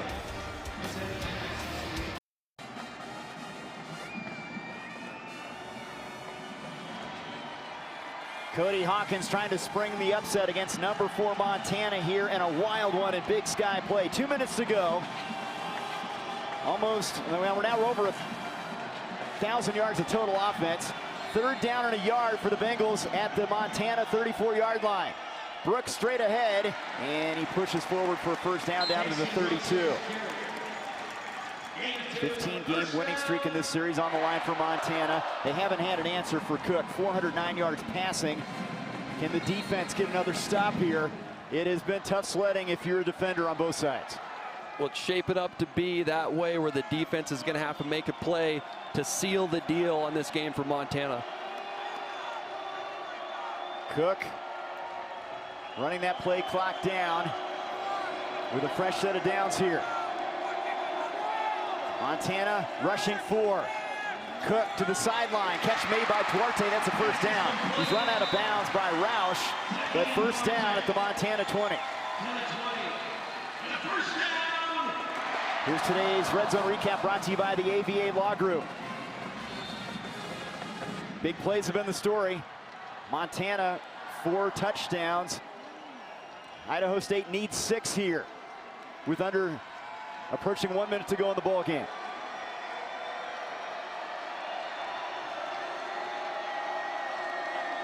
Blitz coming. Cook rolling right. Cook for the end zone. It is broken up. Diesel Wilkinson got his hand in there as it was intended for Damian Morgan. What a win by Diesel Wilkinson, finding the ball in the receiver's hands. It was caught, and he said, no, it's not. I am taking it out of there. What a win with some strong hands by Diesel Wilkinson. Former Vandal sophomore from Spokane. It's 2nd and 10 now.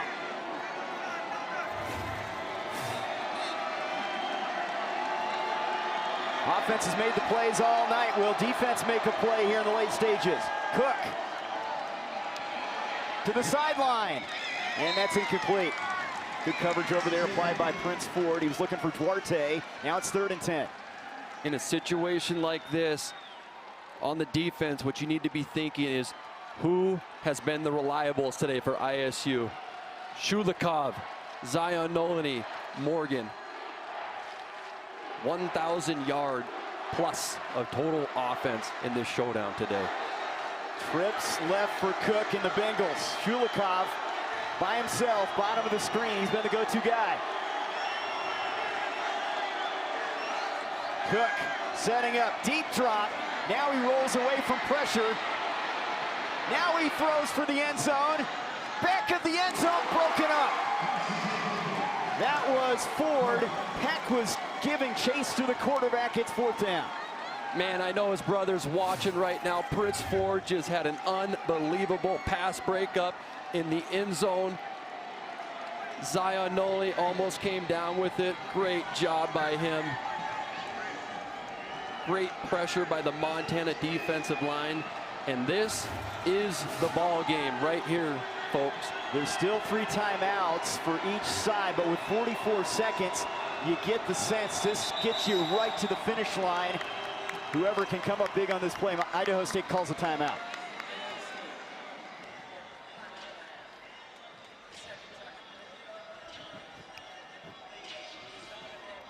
I like the description. And now a message from Whitefish Credit Union.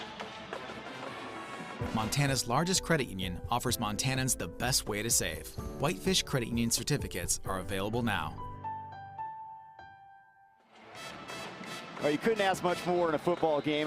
Maybe coaches don't enjoy this. We've enjoyed it. This has had a little bit of everything. Well, that's a benefit we get. We get to sit up here and watch some entertainment. These coaches are sweating bullets down there. I know some fans are probably sweating bullets, but hey, calling this one from up here, unbelievable. Doesn't get any better than this, Trey. Yeah, the Big Sky winning is Coach Bobby Houck, and a guy that's building a program, Cody Hawkins, looking for a signature win here. 4th down and 10. Bengals need to get the football to the 10-yard line here to keep this drive going. Yeah, that's a great point, Trey. This is not a touchdown or over situation. 1st down gets you a fresh set. You have enough time. In motion is Morgan. Cook to throw it. Cook's going to run. Now he steps and throws it back in the end zone. It's incomplete. Montana will take over. It's not over, but with 38 seconds to go, only 2 timeouts for Idaho State, and that gives you the sense that might put the finishing touches on this one. A great defensive stand from Tim Houck and that group defensively. Montana needed to win to take control of this game on defense, and they did just that when they needed it. Pass rush, forcing Cook to be on the move. Defense, locking it down, forcing a bad throw. They were all over it. TJ Roush, the Missoula product, in coverage, showing up big for the Grizzlies. And because the Bengals used that 1 timeout, they weren't able to use all 3 here and potentially get the ball back. They go to the knee. What a game here in Pocatello. You got to tip your cap to Coach Hawkins. This one will sting, but a great effort. Timeout. Idaho State. Their 2nd timeout of the half. There's a 30-second timeout. Cody Hawkins had his men ready to go today to play the number 4 team in the country.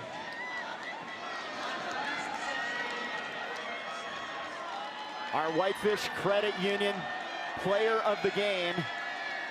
And it's no secret for Bobby Houck, it was a Michael Wortham show. He did This kid's all over the field today, Trey. 300 yards responsible, 250 rushing, passing, and throwing, multiple touchdowns. And then how about this reverse pass to the quarterback? What can't this kid do? The electric sensation, Michael Wortham, everywhere and more for Montana today in this ball game. Tonight's play of the game sponsored by Whitefish Credit Union. Ayat takes a knee, and the last timeout taken here by Idaho State.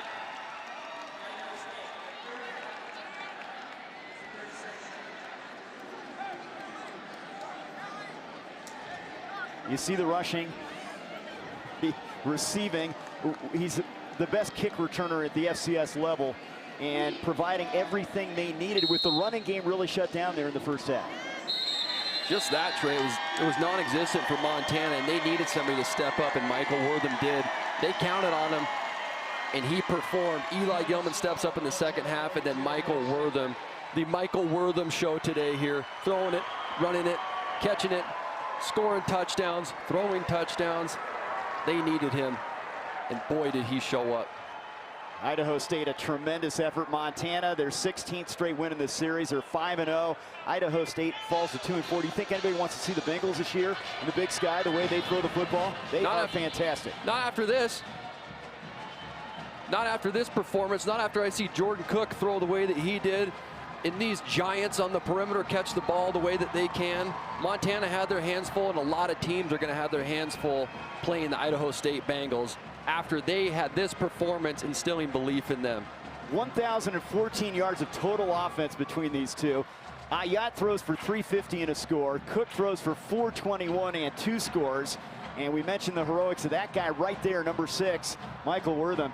Gilman really played well in the second half with a touchdown catch and touchdown run. He stepped up his game, and then the defense, though maligned, they got the plays done in the second half when they needed them. The difference of the first half and the second half was just that, Trey.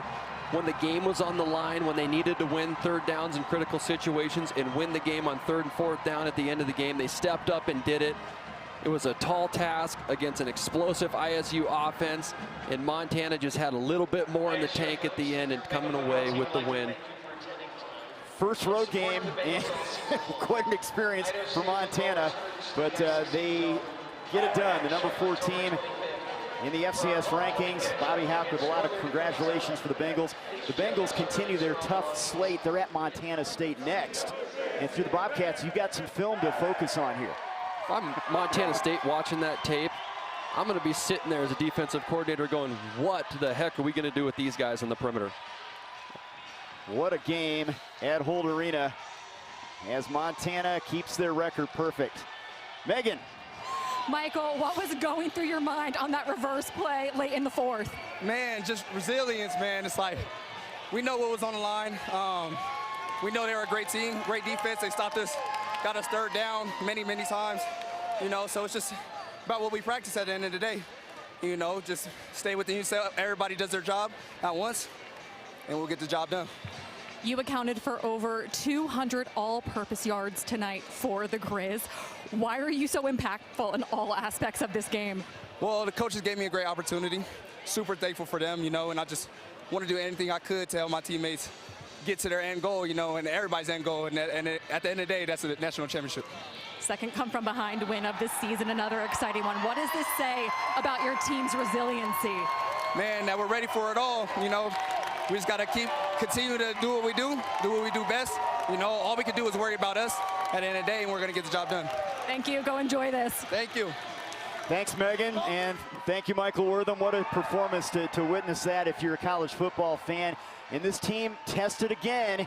Bobby Houck says we learned from these experiences. They got everything and more from this Idaho State team. It's a maturation process when you're forced to play your best ball because that's what's required. In Idaho State, they put a target on Montana's back, and Montana's going to find out, now being ranked 4 in the country, that they will have a target on their back every single week, and you're going to have to win close games like this if you want to be and continue to move up those polls and be an elite squad. Jordan enjoyed it. Thank you, Jordan Tripp, Megan Robinson, our entire crew here in Pocatello, and our entire Script Sports crew enjoyed this one. Thanks for watching Big Sky Football today from Pocatello.